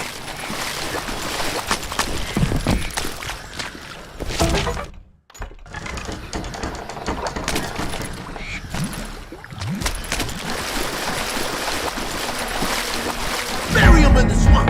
Let them where they stand! Except for some bitch ahead of me wanted to do me harm, so I had to face him alone.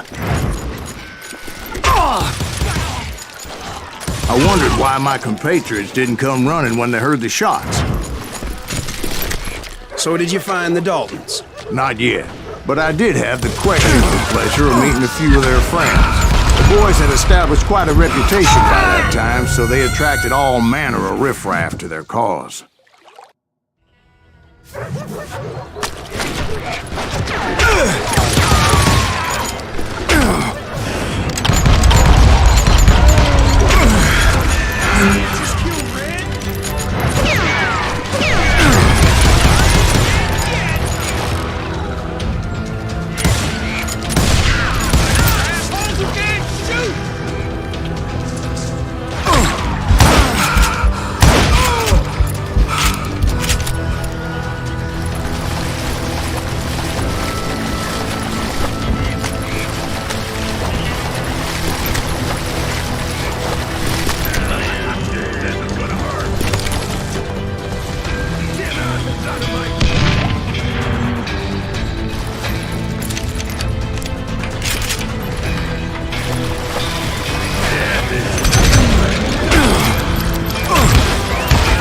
Point being, I was under serious attack.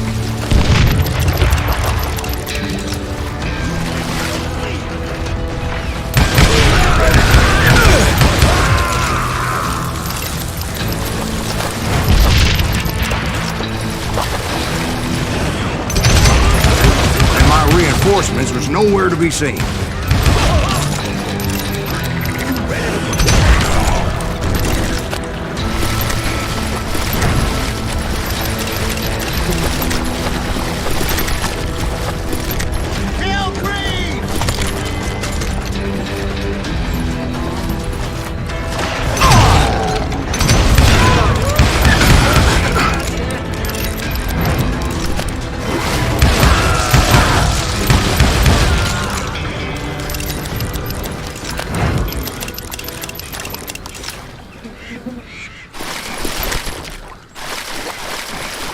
But luckily, a barn materialized as if right before my eyes. I scrambled up top to get a better view.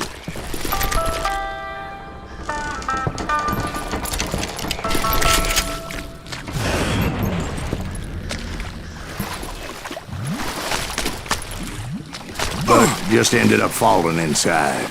So, how did you get out? The barn doors was open. About right then, I saw some suspicious characters running for the bushes. Of course, I followed them. But that goddamn swamp was like a goddamn maze, and pretty soon I had no goddamn idea where I was. Steve? So I just started walking, and pretty soon Steve? Steve! Huh? Oh, no, I'm listening. Indians surrounded me from all sides.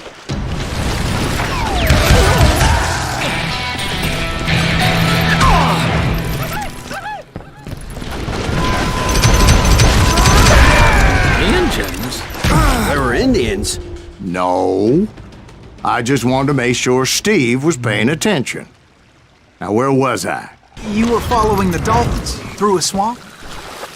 That's right. See, Steve? Dwight's paying attention. Oh, I'm listening. I was just resting my eyes. So, where was I? The Daltons. Right. See, there's a reason so many outlaw gangs are made up of brothers. Being a brother is a very sacred thing. It's a bond like no other. Bounty hunters!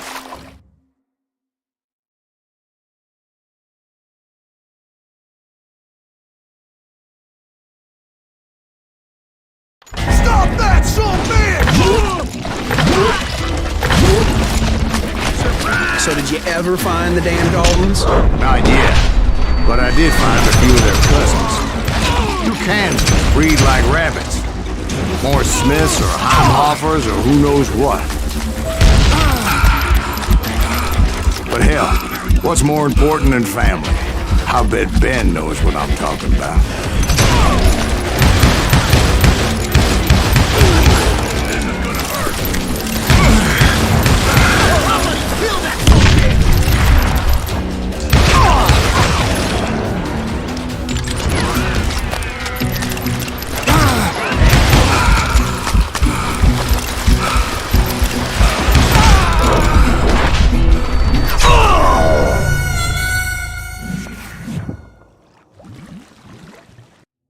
Hunters! Stop that, son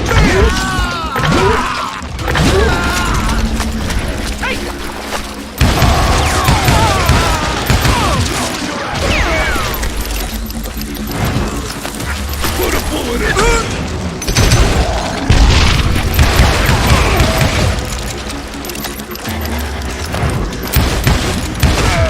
I think we're in trouble.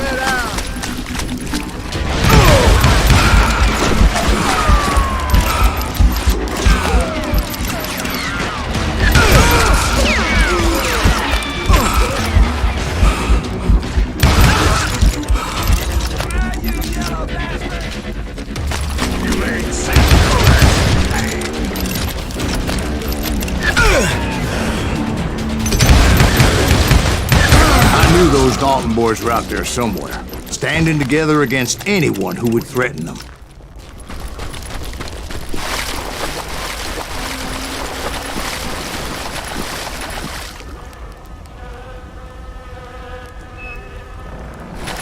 And that's when I saw it. A goddamn steamboat.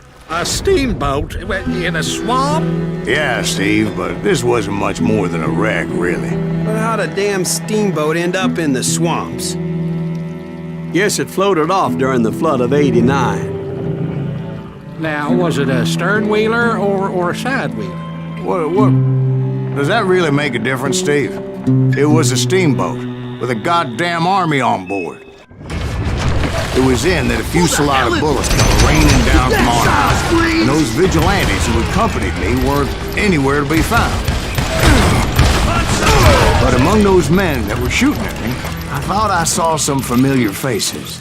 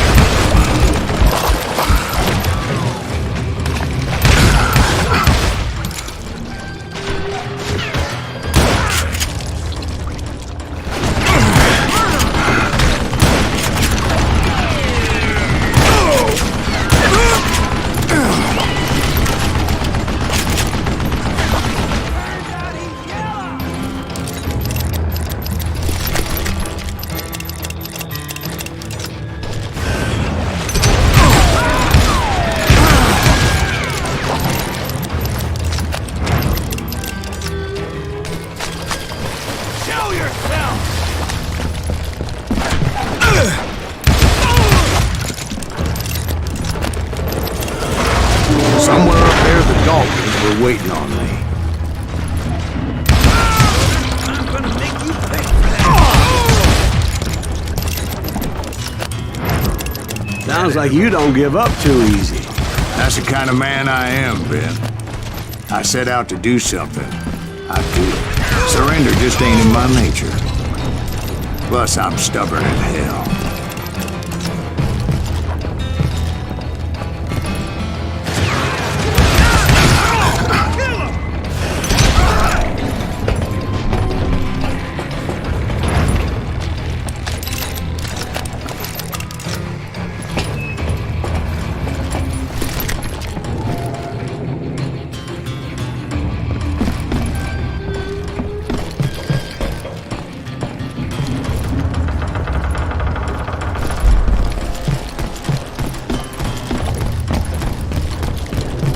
Right about then, much to my relief, the vigilantes finally arrived. Their leader motioned at a cabin in the middle of the top deck, pointing me directly at the Daltons. I finally had them, after months of dogged pursuit.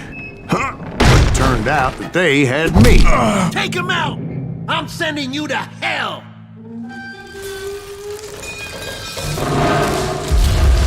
The Daltons had played me like a fiddle. Apparently, the vigilantes were on their damn payroll. They didn't just want to shoot me. They wanted to burn me alive. But finding my way out of a burning labyrinth proved to be quite a challenge. It was a riverboat, right? I mean, it's not like it was a goddamn ocean liner. Well, yeah, but I was in a fight. Did you hear about that ship that's gonna launch next year? Largest one in the world. We're talking about the Titanic. If you ask me, it's too blessed big. I don't think it is. So anyway... Don't be stupid, Steve. They know what they're doing. They say that the Titanic is unsinkable. Oh, God. But getting back to that steamboat, how'd you get off it, Mr. Breeze? I took in a lot of smoke that day, so I admit my recollection might be a bit hazy. But somehow I managed to finally disembark. I was coughing up smoke and pretty damn pissed. I was done playing games with those boys. It was time to settle this once and for all.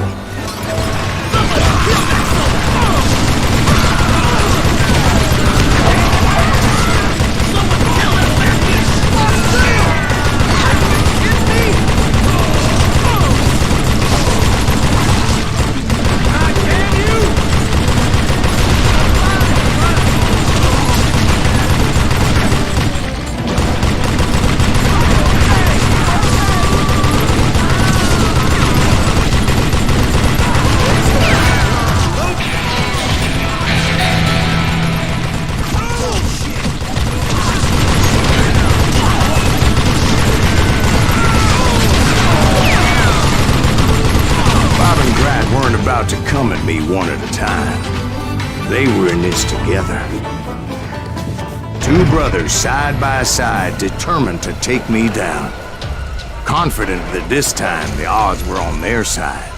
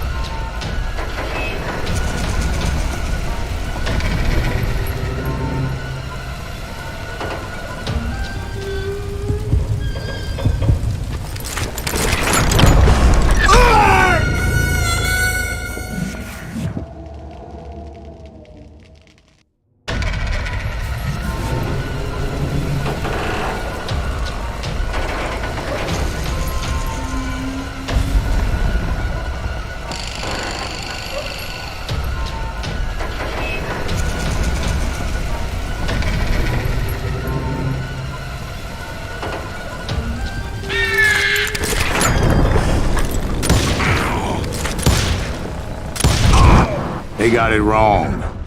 A sad end for those two. If they'd only known that Emmett was still alive despite his wounds. Paroled 14 years later, he moved to California and sold real estate and lived off the legend of that fateful day. And the tragic death of his two brothers.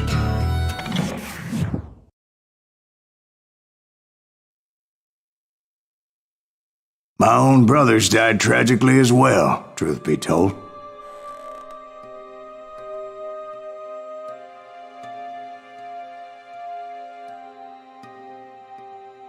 It was 1868, and me and my older brothers were pulling a tidy profit running cattle into Juarez, Mexico. One night after my brothers retired for the evening, I found a little poker game in a cantina with a couple of cowboys. And I just couldn't lose. I even won an old Spanish coin that had to be 100 years old. Well, I was mighty pleased with myself the next morning as my brothers and I rode for Texas. But before we crossed the border, those cowboys caught up with us. It was Johnny Ringo, Roscoe Bob Bryant, and another asshole named Jim. They wanted their money back and everything else we had, including our lives, as those boys didn't want us coming for them later. Bob put that old Spanish coin in my mouth and said, "I won't have it said that I left you with nothing, boy." Well, those horses bolted, and there we hung as those bastards rode away. The branch finally snapped under the weight of the three of us, but being my older brothers were bigger and heavier, they were already dead. And right then I swore to myself that I would avenge them. Ringo you know about. But Bob eluded me, until I heard he was riding with the Wild Bunch.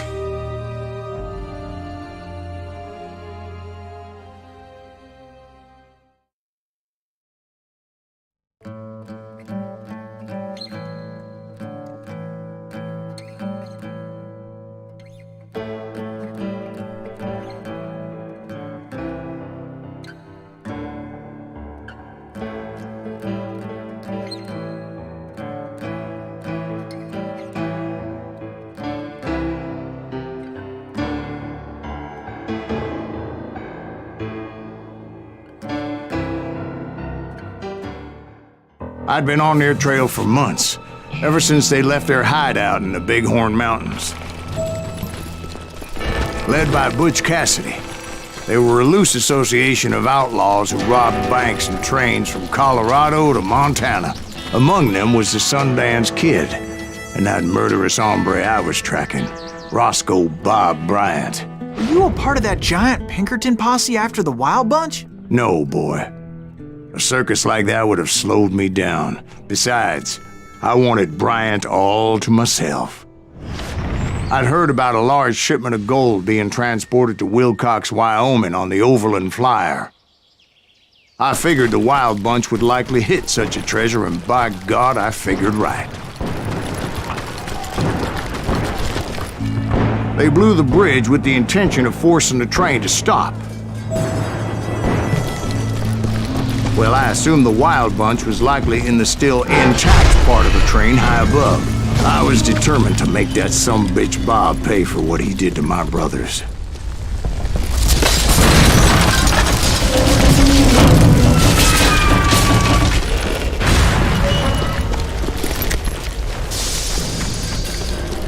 My ears are still ringing from blowing up that bridge. Well, I made my way off unscathed and came upon a few members of the gang and had no choice but to dispatch them. From there, I had to negotiate an even more precarious route. But first, I would need to get my ass out of there.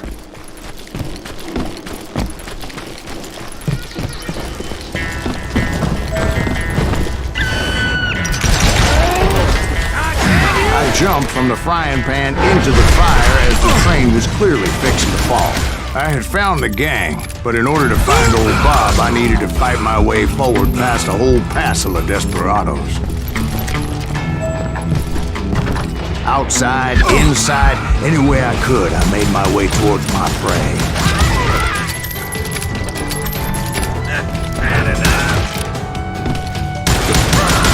Well, what about the passengers? It was mostly a freight train, as I recall.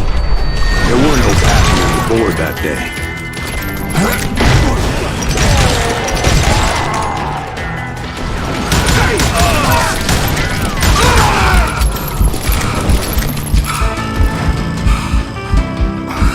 As I mentioned before, I am not fond of heights, but I was too busy dodging bullets to worry about falling to my death. Odds were I was likely to die that day anyway, so I was determined to take down as many of those bastards as I could. At times, it was like shooting ducks in a shooting gallery. The only difference is these damn ducks shot back.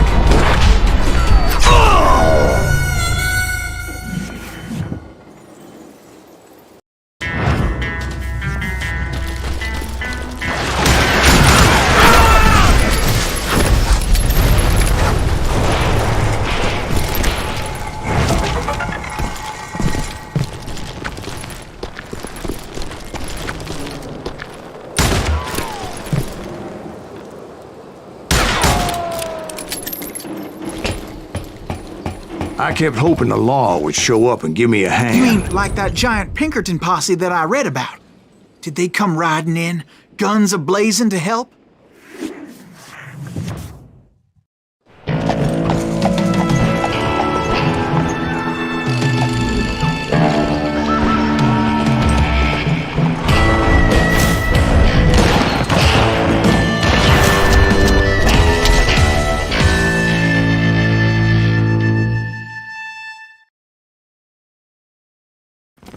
Help?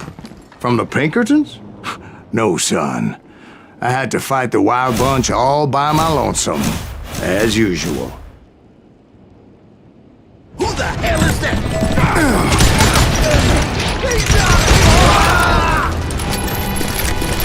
Take cover! Retreat! Retreat! Kill everybody!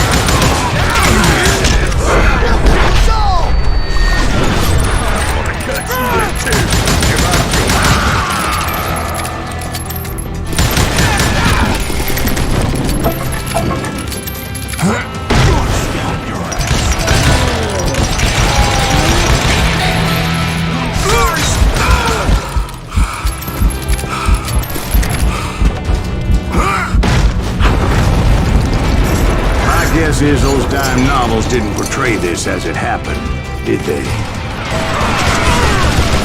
Only a few stragglers were left. I had to cut them down pronto if I was gonna stay on old Bob's trail.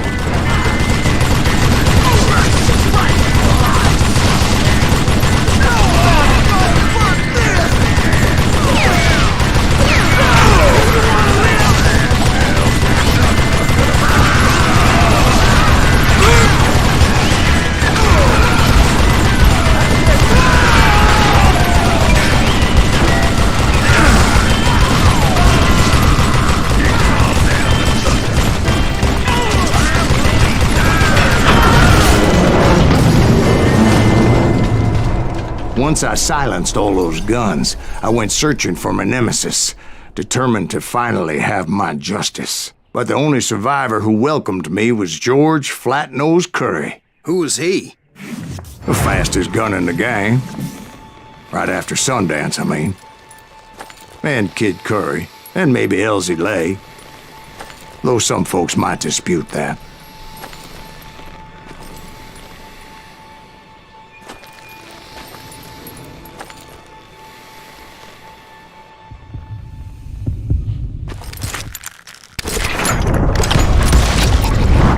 On that very same day, Butch Cassidy and the Sundance Kid decided to leave the Wild Bunch behind and decamped for South America.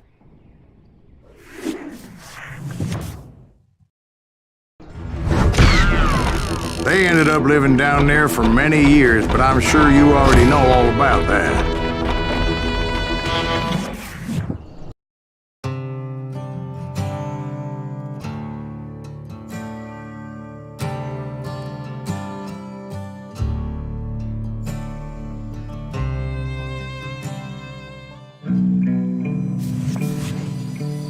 I tried to find Bob Bryant, but it was as if he'd disappeared. Sometime later, I heard the Wild Bunch was back together. Kid Curry escaped from jail, and now he was running the whole shebang. So I took to their trail, as I was still in pursuit of my brother's killer and hoped that he was back with him. That Kid Curry's kinda crazy, ain't he? Don't let him hear you. Anyways, I tracked those boys to a camp right outside Parachute, Colorado. Being outnumbered, I didn't bother with a warning shot. I just started taking those bastards down. Damn it.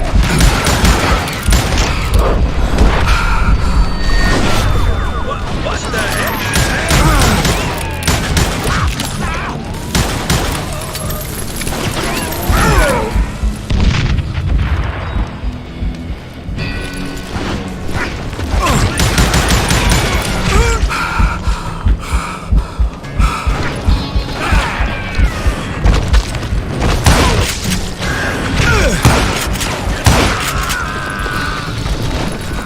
Old Bob wasn't among them, and neither was Kid Curry. I could sense him close by, however, plotting something nasty. I just needed a clue as to their whereabouts.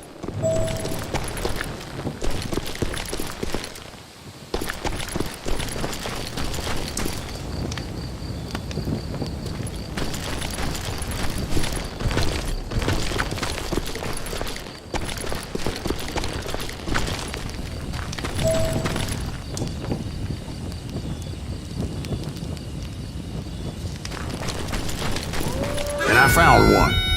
A map with their bold plan clearly marked. This time they were fixing to blow up a train trestle. Property of the Union Pacific.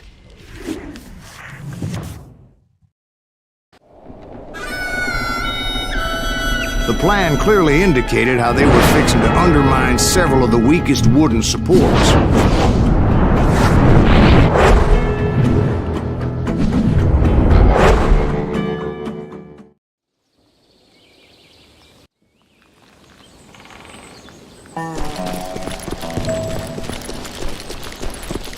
Kid Curry was considered the wildest of the Wild Bunch.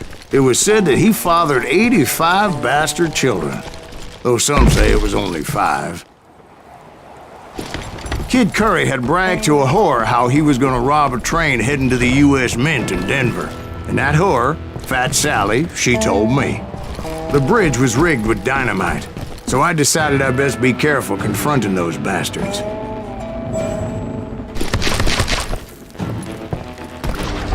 A moment later, I saw a ladder that somehow had escaped my attention.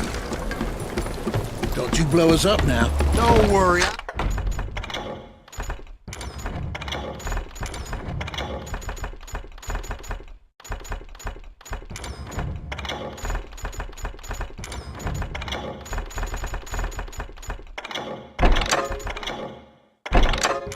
Know what I'm doing.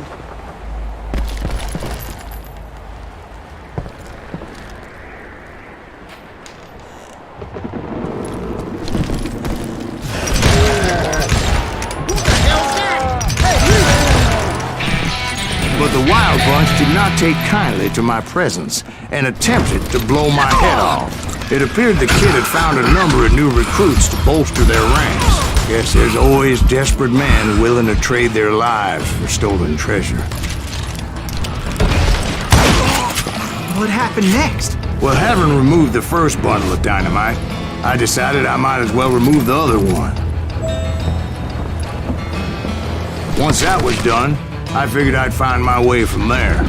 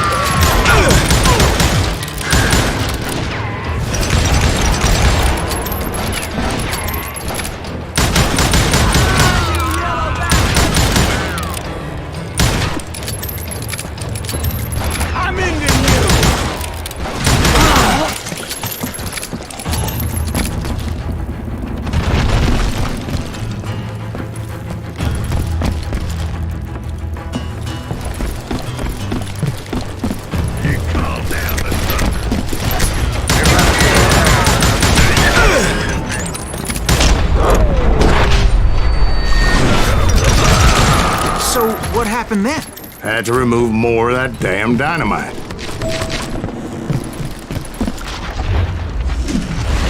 It must have been terrifying trying to make your way across. I was sweating it a bit, but then I noticed a footbridge tied up on high, so I shot the rope. Of course, I had to tread carefully. Otherwise, I could, well, die.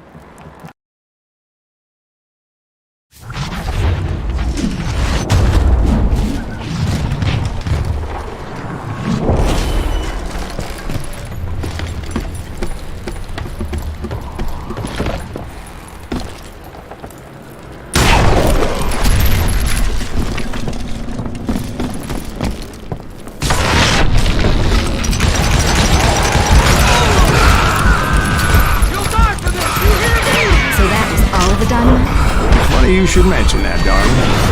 As actually, there was a fourth charge impeding my progress.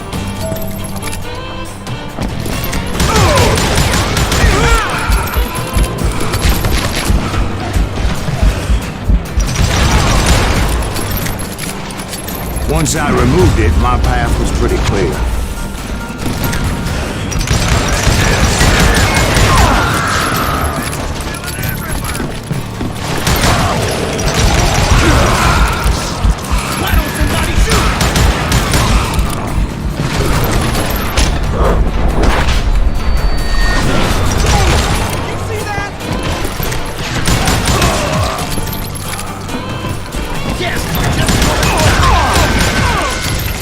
So I proceeded onward and realized that that way just wasn't going to work. I needed an alternate path forward.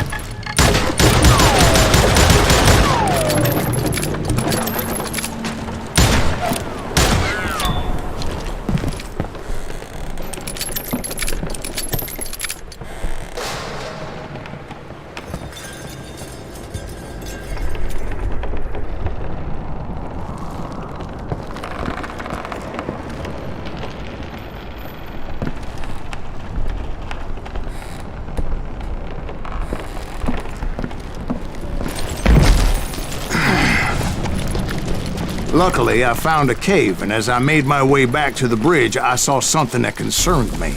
It was a long, burning fuse, and it was moving fast as hell. I had to catch it.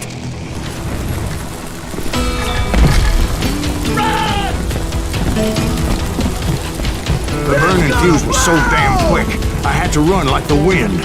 I almost had it, but no. I thought I was gonna have a coronary when I lost sight of those sparks. My heart was pounding like a sledgehammer. I knew that failure meant boom. Then, finally, at the last moment. Whew. Of course, I was successful, or clearly I wouldn't be talking to you folks here today. Naturally, I removed the last dynamite charge. Well, it was a touching reunion. But by this time, I was thoroughly exhausted and dragging my ass as I was not a young man anymore.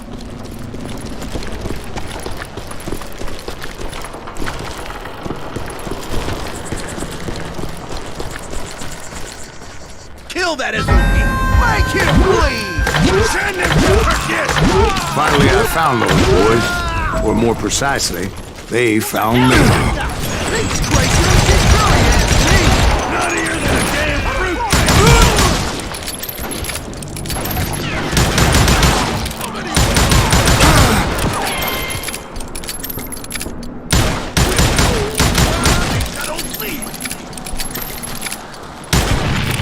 Just when I thought things couldn't get worse, Kid Curry opened up on me with a goddamn Gatling gun.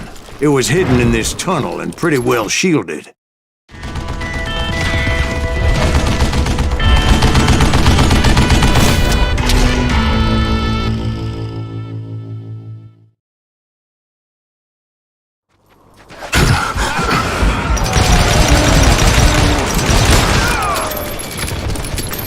Luckily, I had located some dynamite.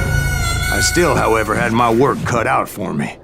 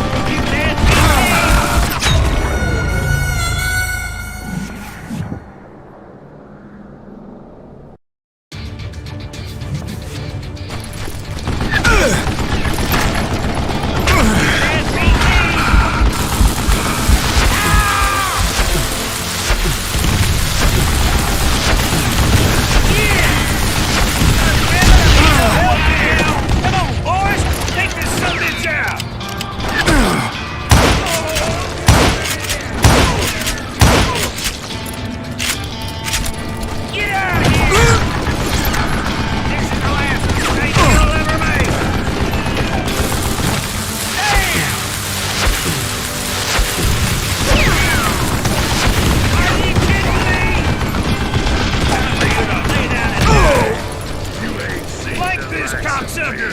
Move it, boys!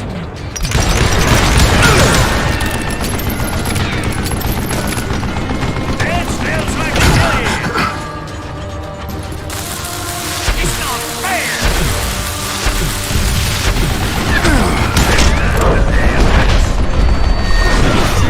SBC, fat bastard! Give me a hand here, goddammit! This is gonna hurt!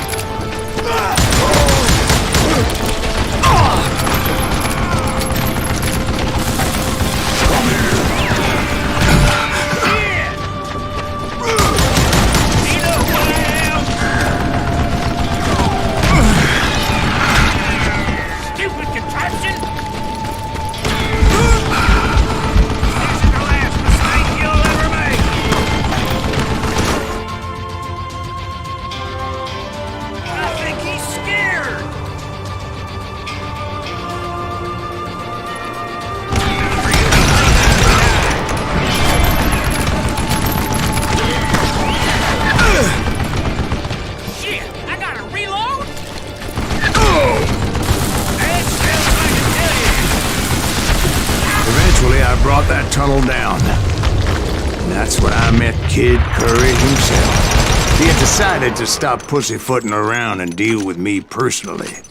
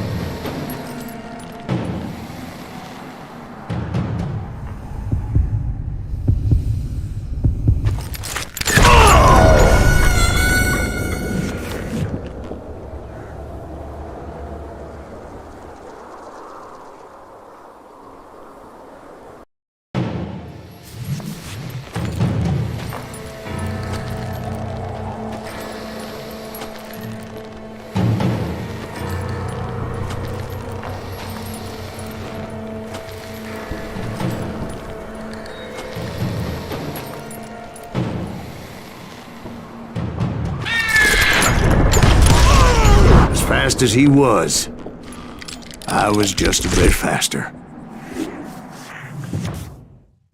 And as he lay wounded, I demanded to know the whereabouts of Roscoe Bob Bryant. He shouted at me, "Is that what this is about? Bob went with Butch and Sundance to South America. You ain't never finding him."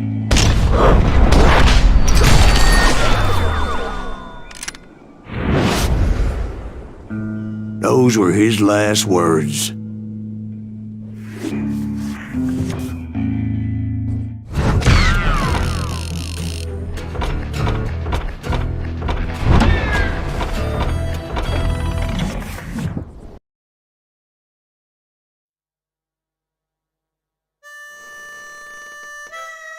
So, Bob Bryant got away?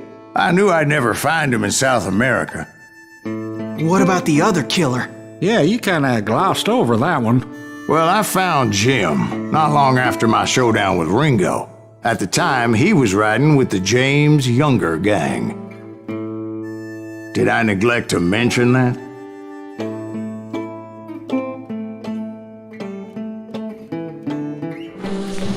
Jesse James? The greatest outlaw who ever lived? Jesse and his kin rode with Quantrill when he raided Lawrence, Kansas, and killed near 200 people, boy. Nothing great about that. And from there, him and his brother went on to rob banks and trains from Kansas to Missouri. Which is why there was such a rich bounty on their heads. 40 grand for both of them, dead or alive. That's one hell of a payday.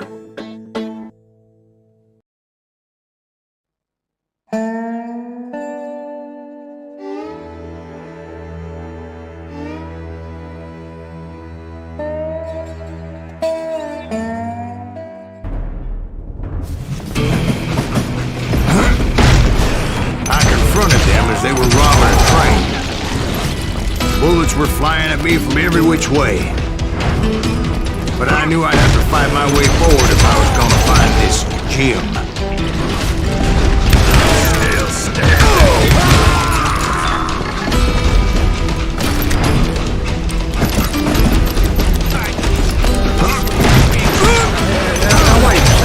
How'd they stop this train in the first place? Well, the James boys were experts at this.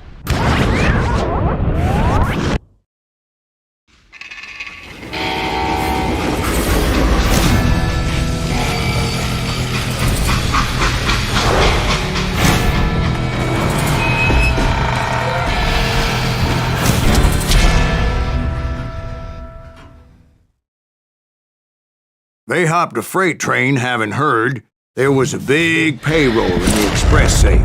So, I hopped the same train.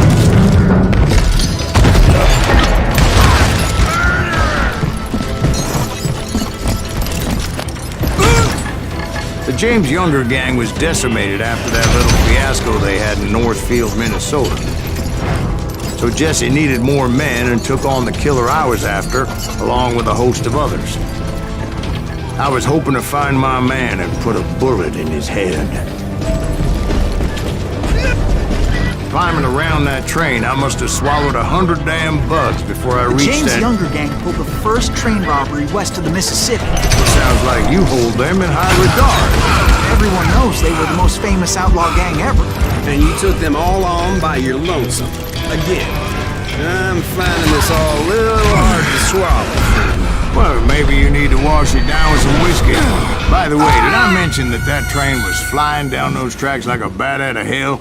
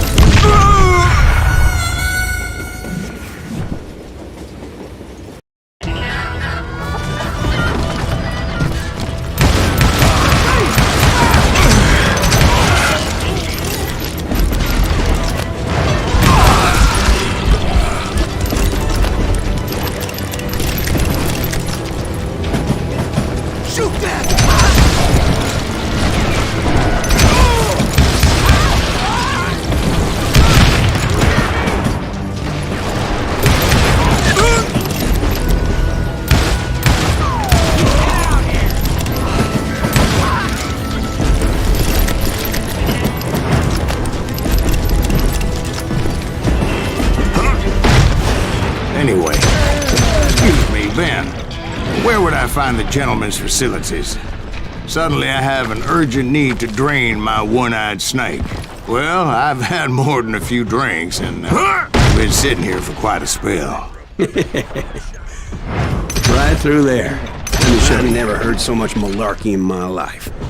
You think he's bullshitting us? You don't think he's Silas Greaves?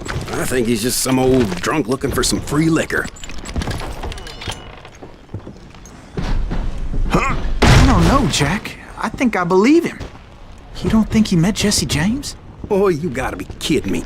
That story makes no sense at all. Jack. I mean, you gotta be 2 bricks short of a load to believe that cock and bull story. I don't agree. Jack, lay off the But bar. you seriously think that tired old man went toe-to-toe with Jesse James? Well, that's better. Did I mention that this Jim was married to the infamous Belle Starr? Of course, I didn't learn that until later. Anyway, I made my way forward the best I could. Around the sides, over the roof.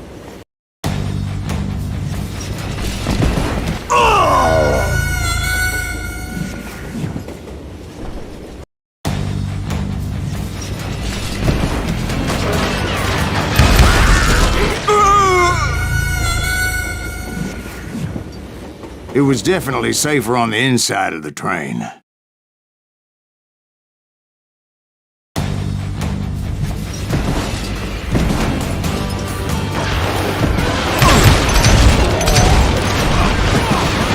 some point, some sumbitch saw me and shouted out, "It's a damn Pinkerton!"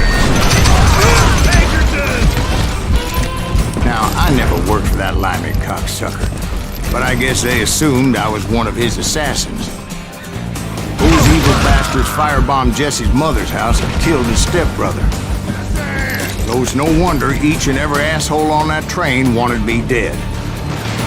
Everybody's always mistaking you for somebody else, aren't they? Why is that, I wonder? Kill him! Don't rightly know, Jack. I'm just telling you how I remember it. Kill you! I bet you are.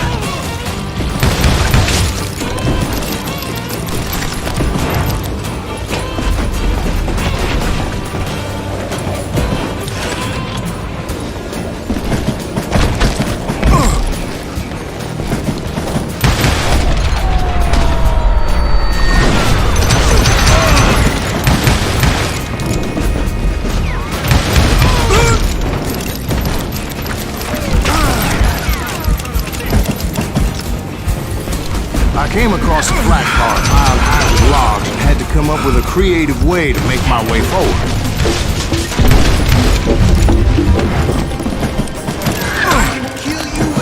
I wondered if I was ever going to find the front of that train, or the bastard I was after. Jesse hired a damn army after Northfield. Guess he didn't want to be outgunned like that ever again. Right about then, I was attacked by some asshole on a Gatling gun. Well, seems like you run into a lot of them. Asshole? Gatling guns. Yes, I did. Now, I don't remember how I took it out. It was either a bullet or dynamite. Where would you find dynamite? Does it really matter, Jack? You're messing with the flow of the story here.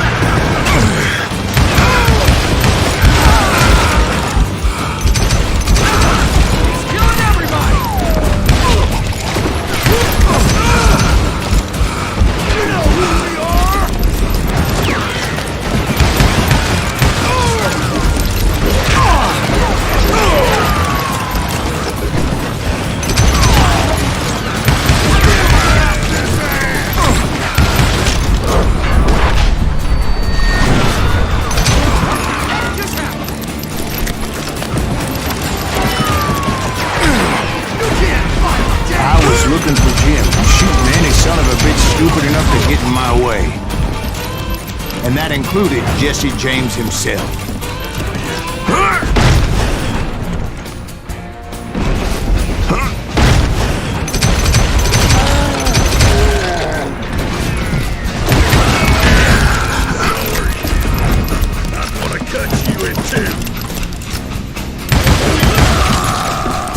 Sure were a lot of men determined to die that day.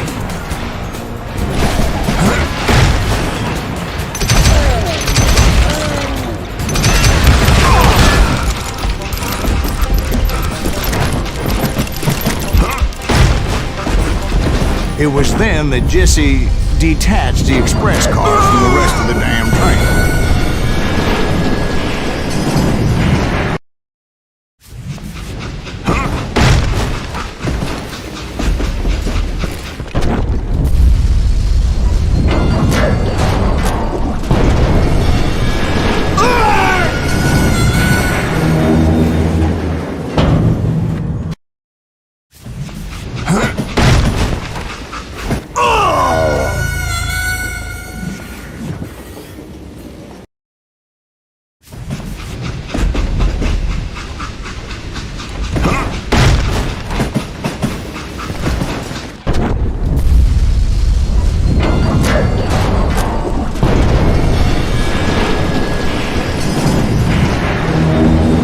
see Jesse waiting for me, fixing to kill me so he could get away with all that money.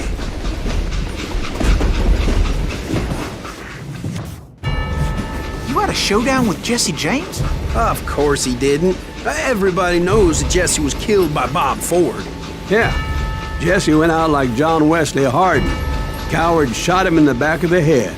Guess it doesn't matter how far you run, does it, Ben? Your past always catches up with you.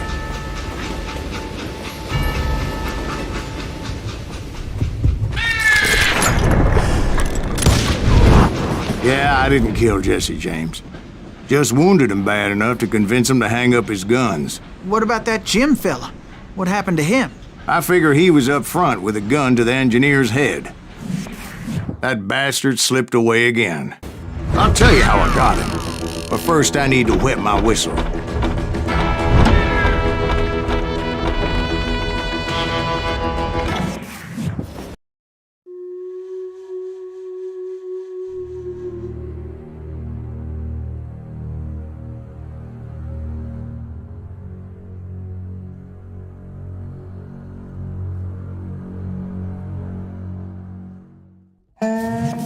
After my showdown with Jesse, I continued to track his brother, Frank, and that son of a bitch, Jim. I followed those bastards into the high mountains as they were going to ground. What mountains would that be?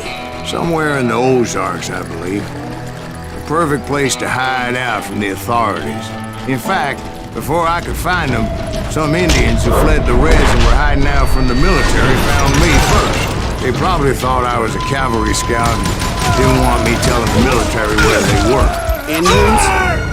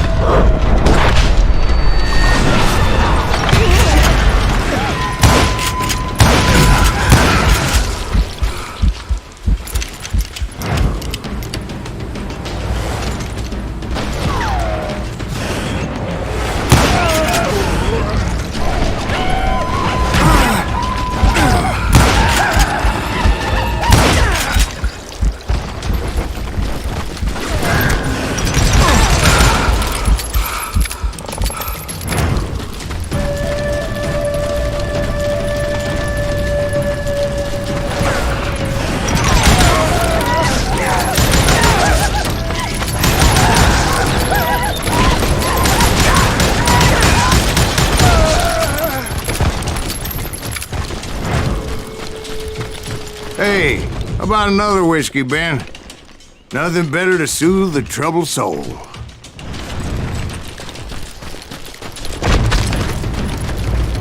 Now, where was I? Indians, right.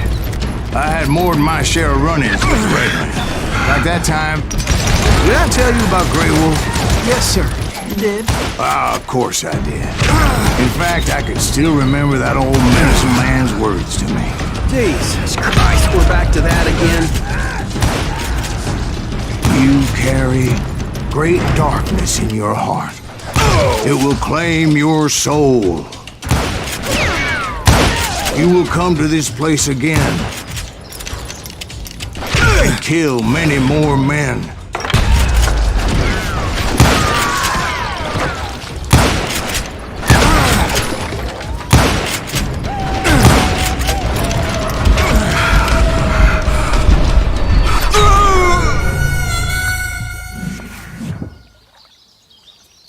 Like that time, did I tell you about Grey Wolf?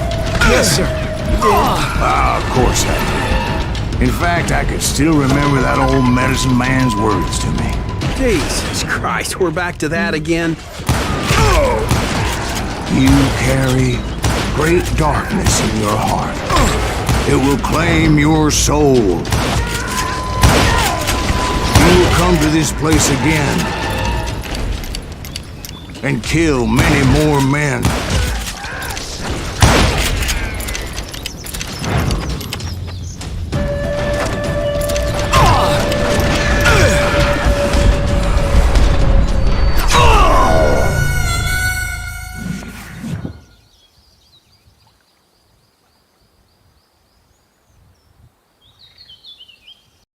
Like that time, did I tell you about Grey Wolf? Yes, sir. You did. Of course I did. In fact, I can still remember that old medicine man's words to me. Jesus Christ, we're back to that again? You carry great darkness in your heart. It will claim your soul. You will come to this place again and kill many more men.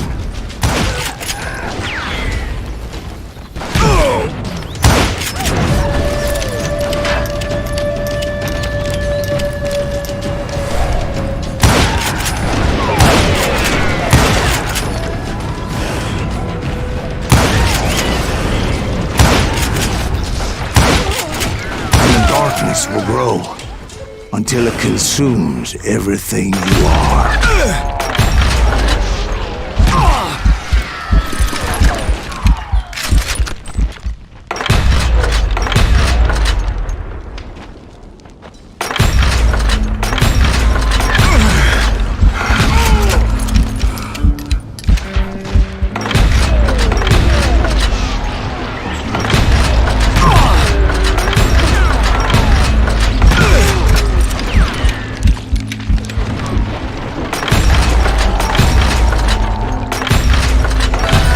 Did you ever find it? The man you are after? Let me ask you something, Ben. Do you ever think about death? Mr. Greaves, are you all right? Ooh, death. Ooh, death.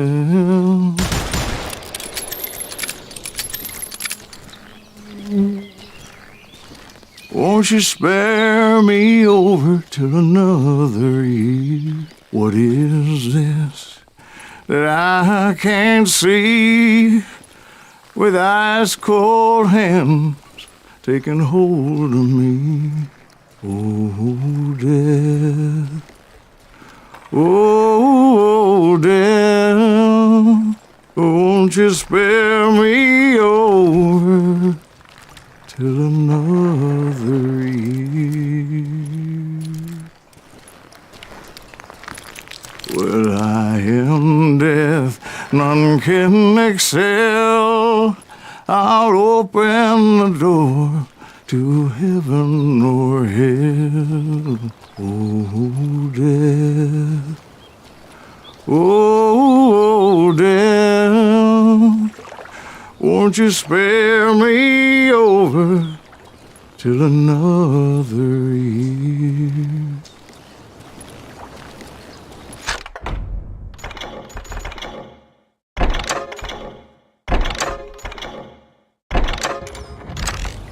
Oh, death, someone would pray. Could you wait to call me another day? No wealth, no land, no silver, no gold. Nothing satisfies me but your soul.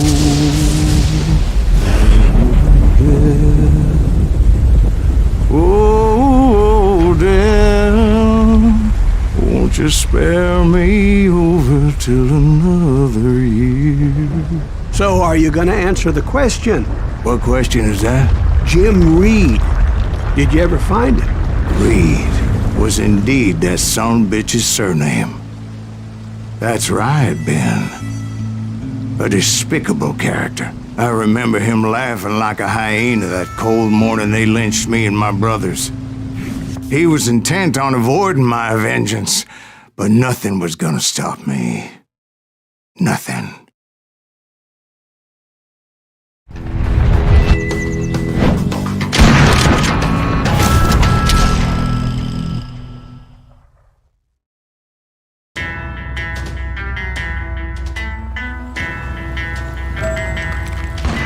I finally did track those outlaws down.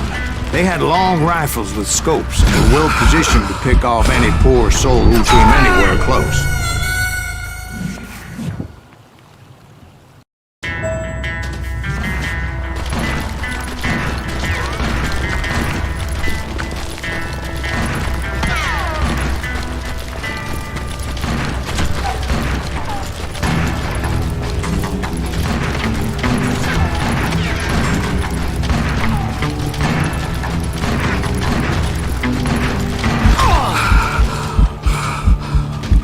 I'm guessing Frank James believed I was responsible for the demise of his brother Jesse. I couldn't really disagree with the man, as I thought Jesse was dead then as well.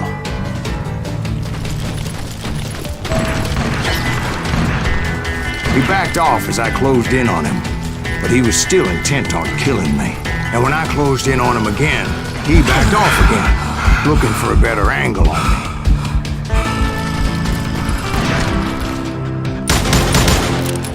Hell, I can't fault Frank for wanting his revenge, as I was there for the same damn reason myself. At this point, I'm guessing you think Silas Greaves is a worse murderer than Jim Reed ever was.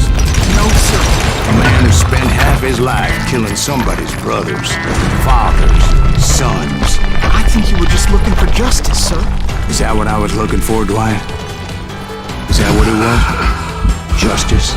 Isn't that why you were part of the James gang? The James gang. Right. I finally found Frank holed up in his mountain cabin, and he was determined to have me dead. It was a pitched battle that could have gone either way. Luckily, I had some dynamite in my possession.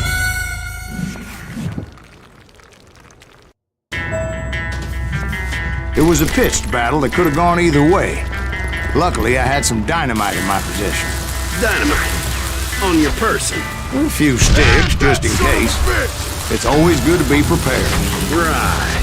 I'm just laying out the facts as I remember them, Jack. I want that bastard dead!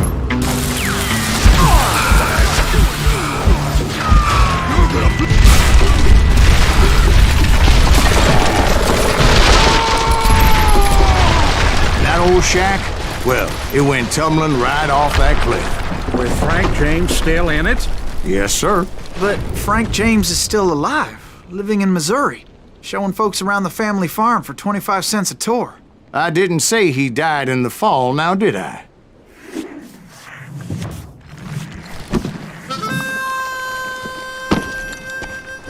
I'm done with this damnable outlaw life! Kill me, don't kill me, do what you will! At this point, I just don't give a shit! I explained to Frank that I had nothing against him personally and that I was looking for someone else. You want Reed? Have at him! I never did like that bastard! I am done here! We parted in peace as Frank pointed out the path to my prey before making his way back down the hill.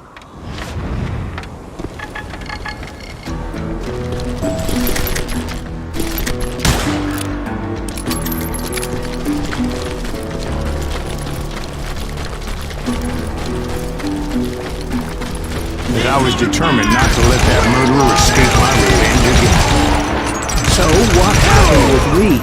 Well, I finally found the last of the gang hiding in a nearby cave. First, I had to dispatch the lookouts.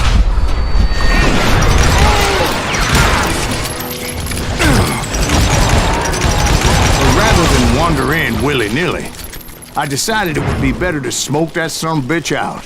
"Hey, Reed!" I shouted. "No wonder you're so ornery. Can't be easy being married to Belle Starr."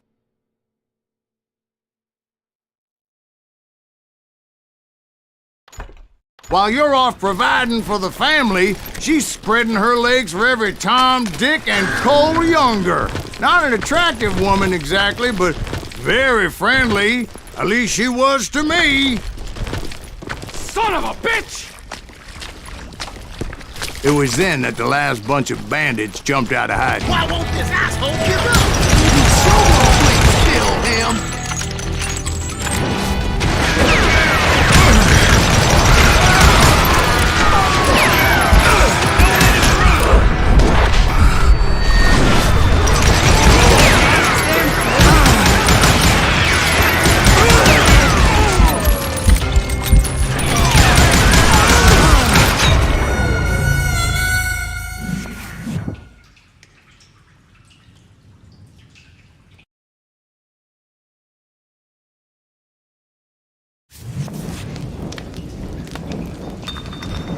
Why won't this asshole give up? Would someone please kill him?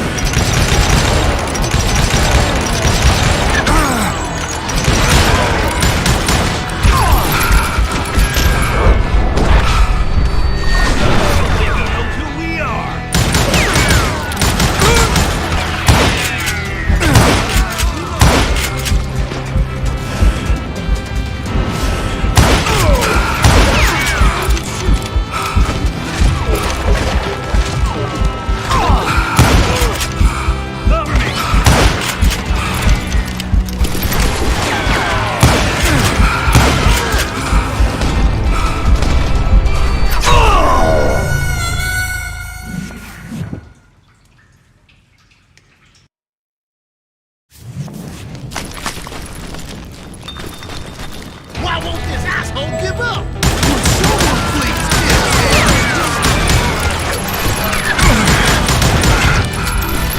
Why won't this asshole die?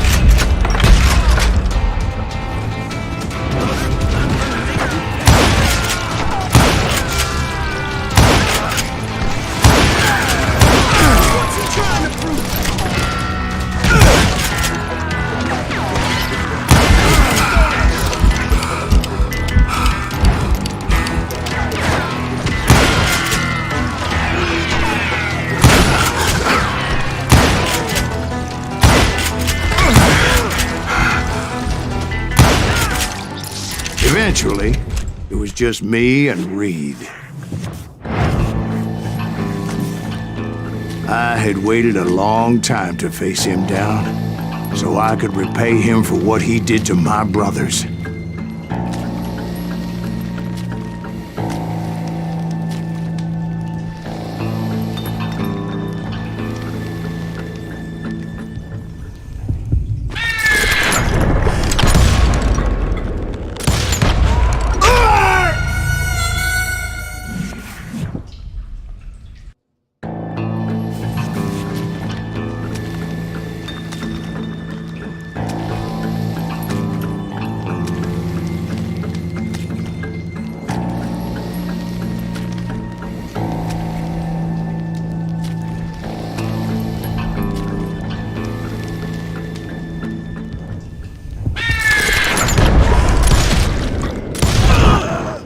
And repay him I did.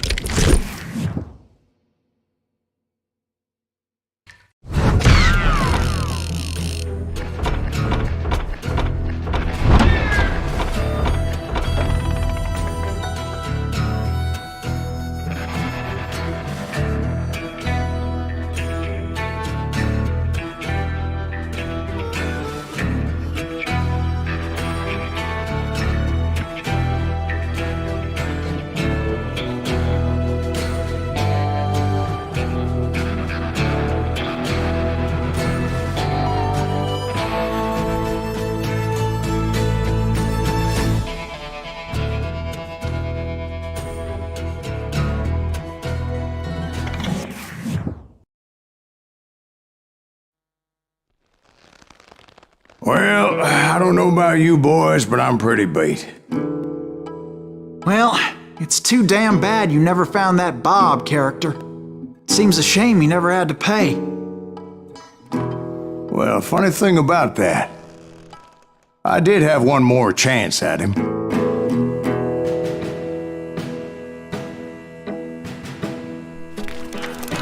Six months ago, I heard that Butch and Sundance were back in the States and had gathered up some of their old gang.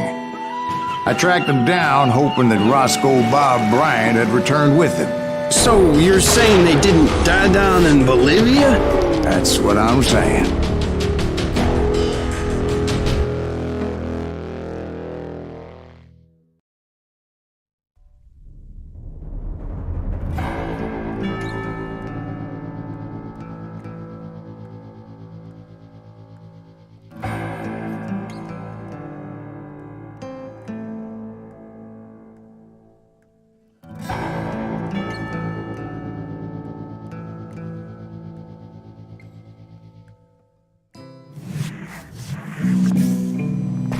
"40 years I had waited to get my hands on the last of my brother's killers. Not even an army of demons could have stopped me now.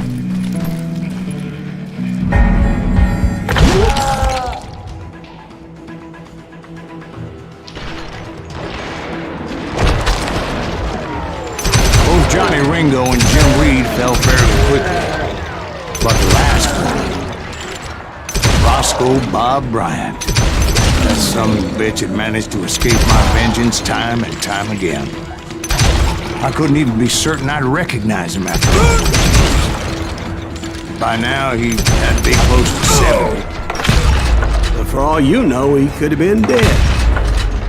That thought had indeed crossed my mind, as did others. For instance, did my thirst for vengeance turn me into something worse than the man I was after? By this point in my storied career, I had killed more men than Bob Bryant ever had. Nothing could stop me from taking his life.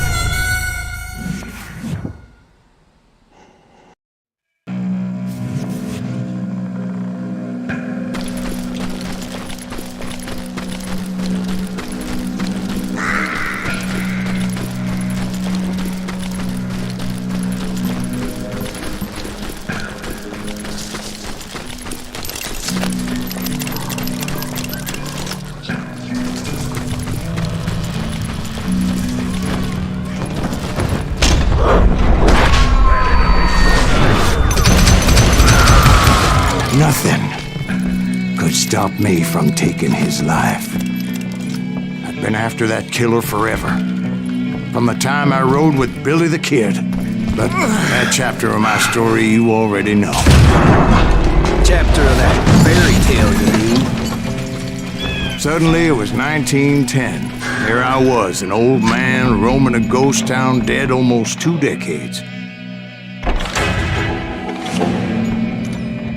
Town was falling apart, just like me.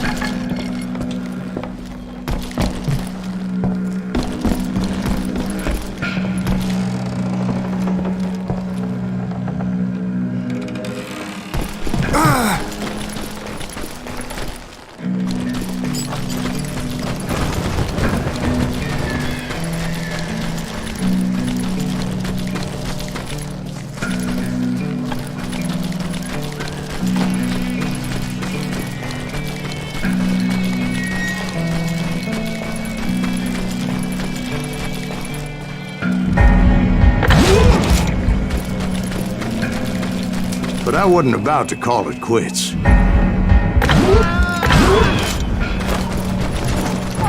Even though the ghosts of my dead brothers were begging me to end what I started so long ago. Mr. Graves, are you all right? Would you like some water? The Wild Bunch knew I was there. They were after a treasure they had hidden before they fled, buried in the grave of a dead amigo.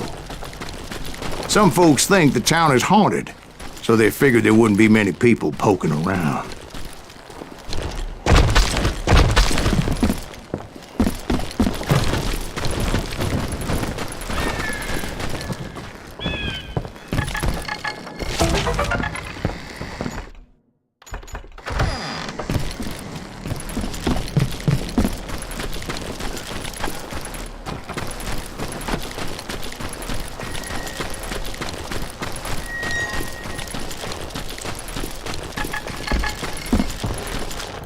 I intended to fill that grave with Bob Bryant's corpse. But like I said, the bandits knew I was on to them. They lured me in and hit me with everything they had.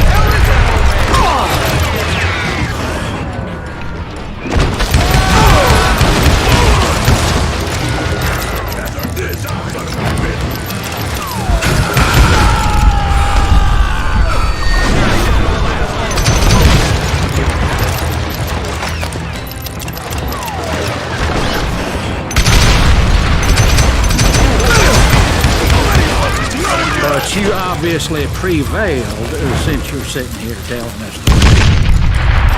Actually, in that moment, I did not prevail.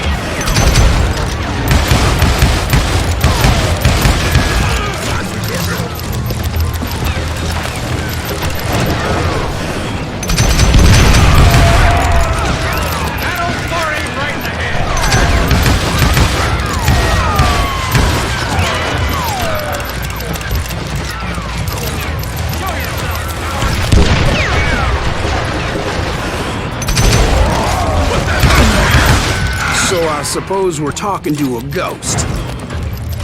Funny you should put it like that, Jack.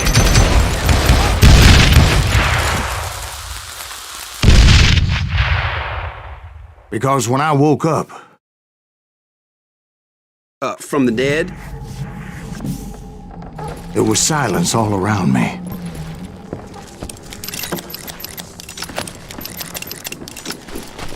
I could swear to God I saw Billy then. Billy who? Billy, the kid.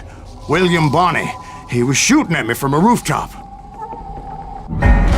Here, and there, even over there. So I am right. You are titched in the head. Mr. Greaves, perhaps we should switch you to coffee? You see that old Indian again, too? No, but I did see Billy's killer, Patrick Floyd Garrett. He came at me guns a-blazing. But I knew that old war horse had died 2 years before. I wondered if maybe I was dead too and confronting the ghosts of my past. Perhaps all my sins were coming back to haunt me and drag me down to perdition. I saw Henry Plummer throw dynamite at me.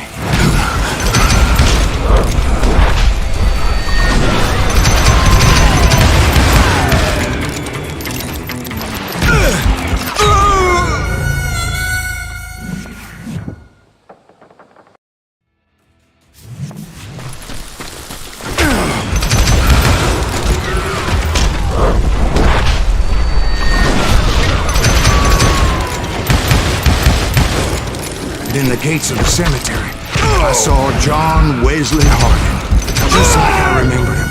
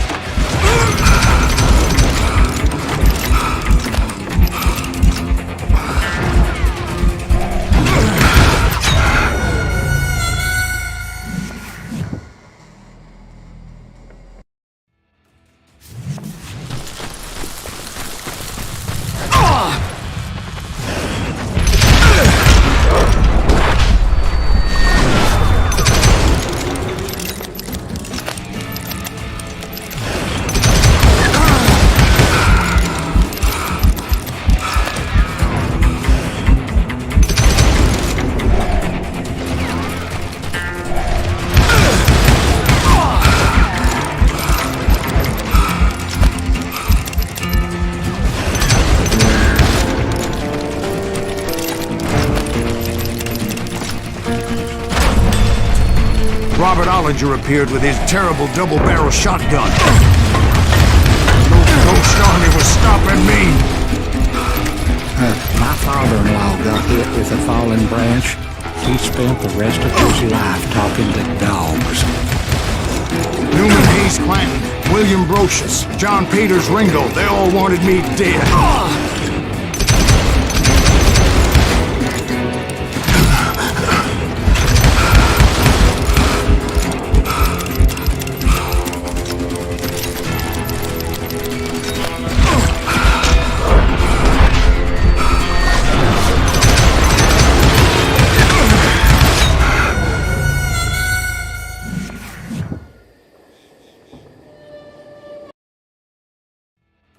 Newman Hayes Clanton, William Brocious, John Peters Ringo, they all wanted me dead.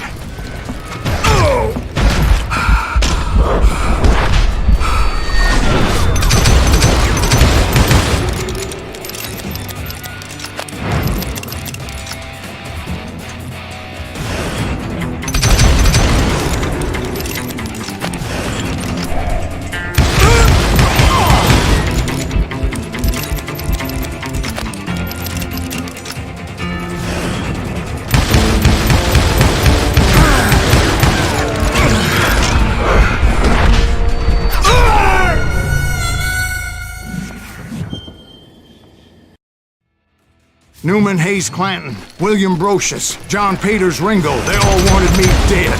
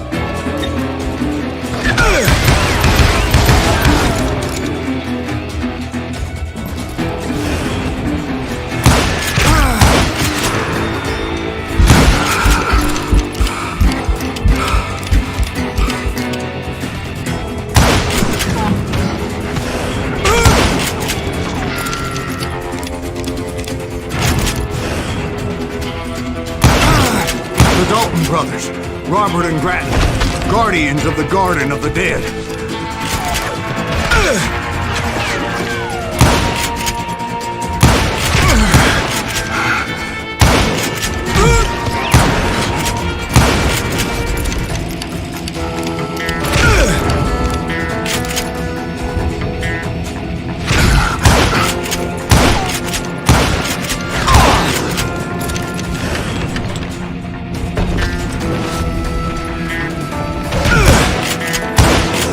George Curry and Harvey Logan, alias Kid Curry, both thirsty for vengeance from the great beyond.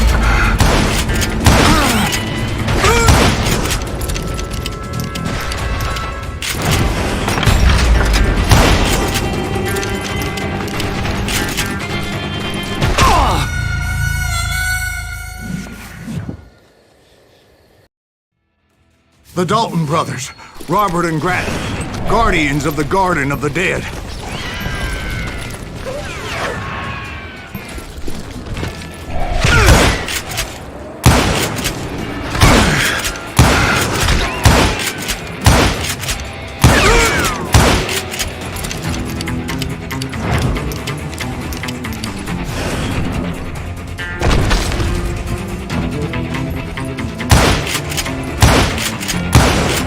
George Curry and Harvey Logan, alias Kid Curry, both thirsty for vengeance from the great beyond.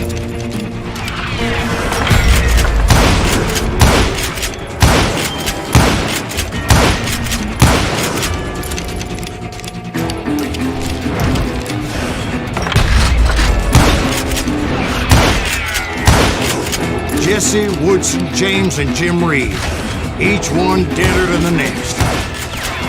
I thought I would go crazy.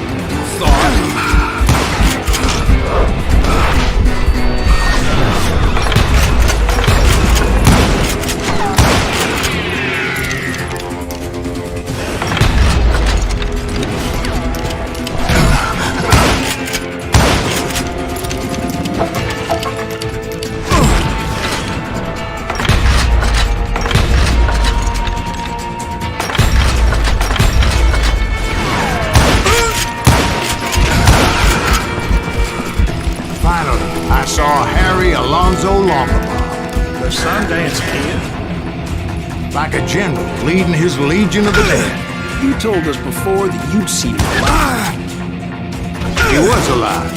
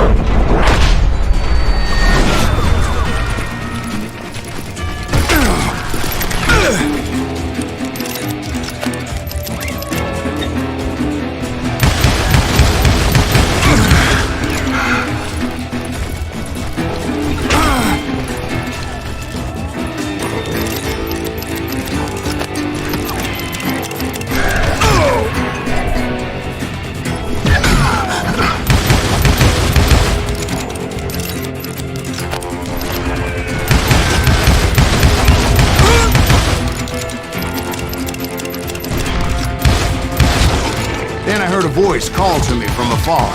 It was Robert Leroy Parker, a.k.a. Butch Cassidy, coming at me from out of the fog. Thanks for taking care of that bastard.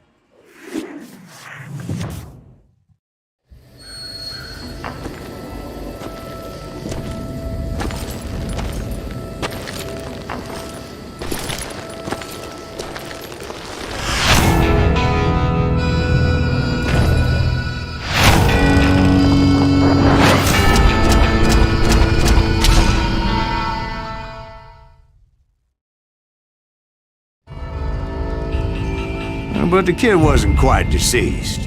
Not yet. Takes more than one little bullet to kill the likes of me, partner. Those two looked like they hadn't seen each other for quite a while.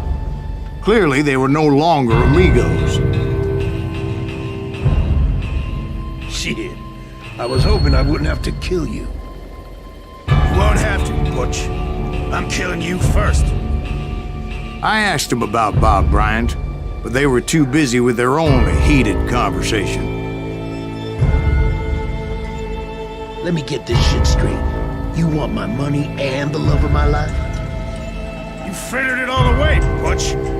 Eda's mine. So is that damn money. I didn't want to shoot anybody until I had an answer to my question, but those boys didn't give me much of a choice.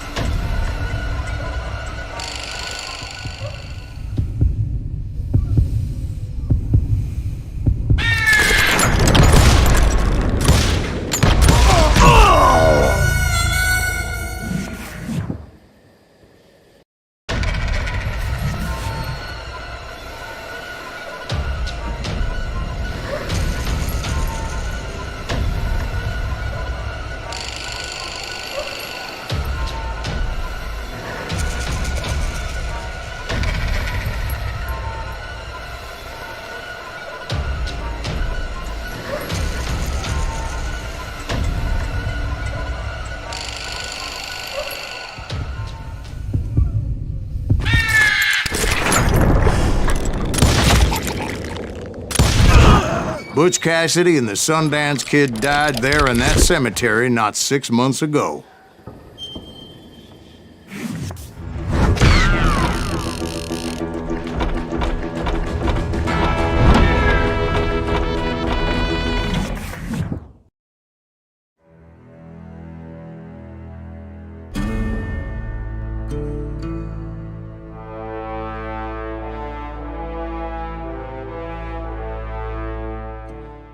Butch Cassidy and the Sundance Kid were killed by the Bolivian army. Everybody knows that. That's the legend, but it ain't the truth. So, you never found Bob? There is no Bob. This old sumbitch ain't even Silas Greaves. Sir, is that true? Have you been pulling our legs this whole time? Well, not the whole time. Oh man, I think you've worn out your welcome here. Maybe you're right, Jack. Maybe it's time to pay. You see, Ben, or should I say Bob, your past always catches up with you. I was a different man back then, crazy. Drinking, I've changed my ways, I swear to you. If I could turn back the clock, But you can't, Bob.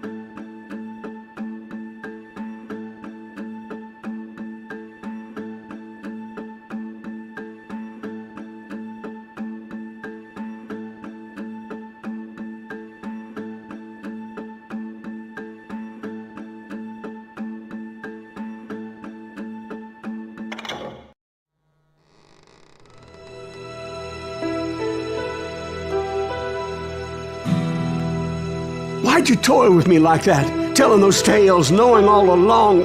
Why not just lay your cards on the table? Here. I won't have it said that I left you with nothing. That's how you want it? So be it. Holy shit! Right, Molly, move against that wall. Go!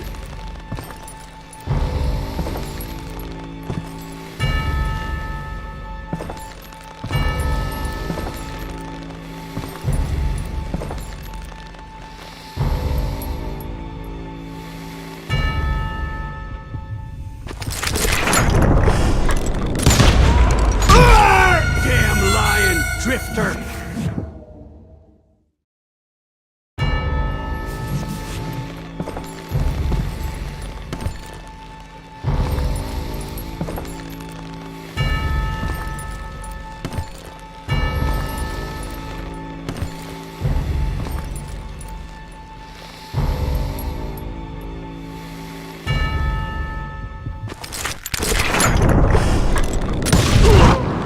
my God! Oh, Jesus!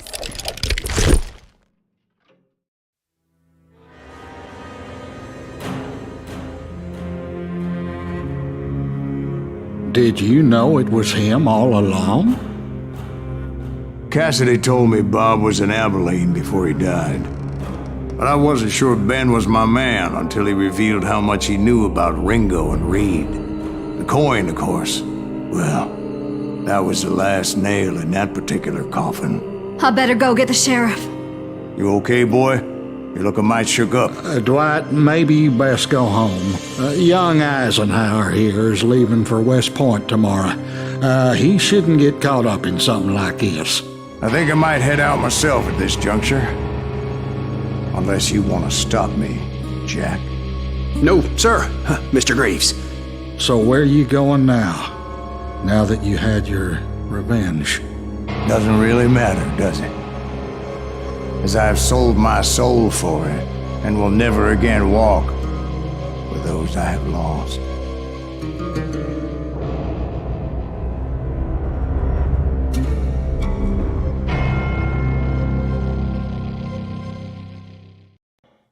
Ooh, dear. Oh, dear. Won't you spare me over till another year?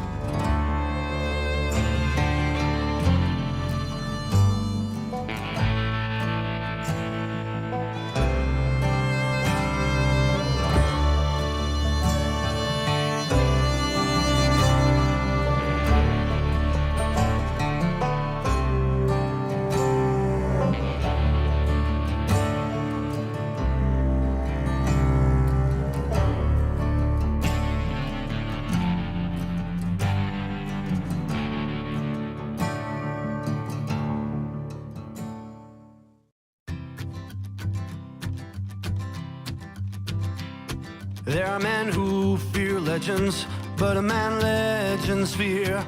He's a four-hosted reaper, crying bullets for tears. When a drought comes in justice, bullets make good rain. When the heartache has dried up, only blood heals the pain. There's a time for grieving, and a time to just pray. There's a time for forgiving, but it's not for today. You can hide sins from the gavel, you can drown them in rum. When silence grease finds you, there's nowhere to run. And time goes too slowly for the gunslinger's eye. Till he's buried his promise, there's no time to cry. There's a time for grieving, and a time to just pray. There's a time for forgiving, but it's not for today. There's a time for grieving, and a time to just pray. When silence grease finds you, it's a time you must pay. That's a time you must pay.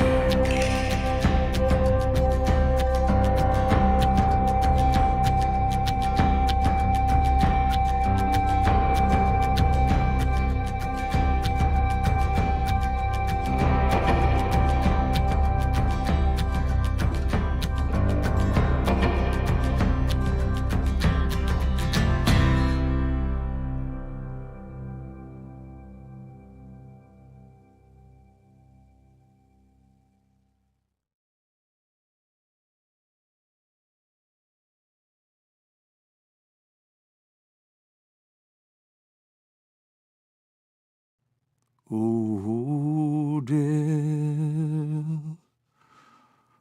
Oh, dear. Won't you spare me over till another year?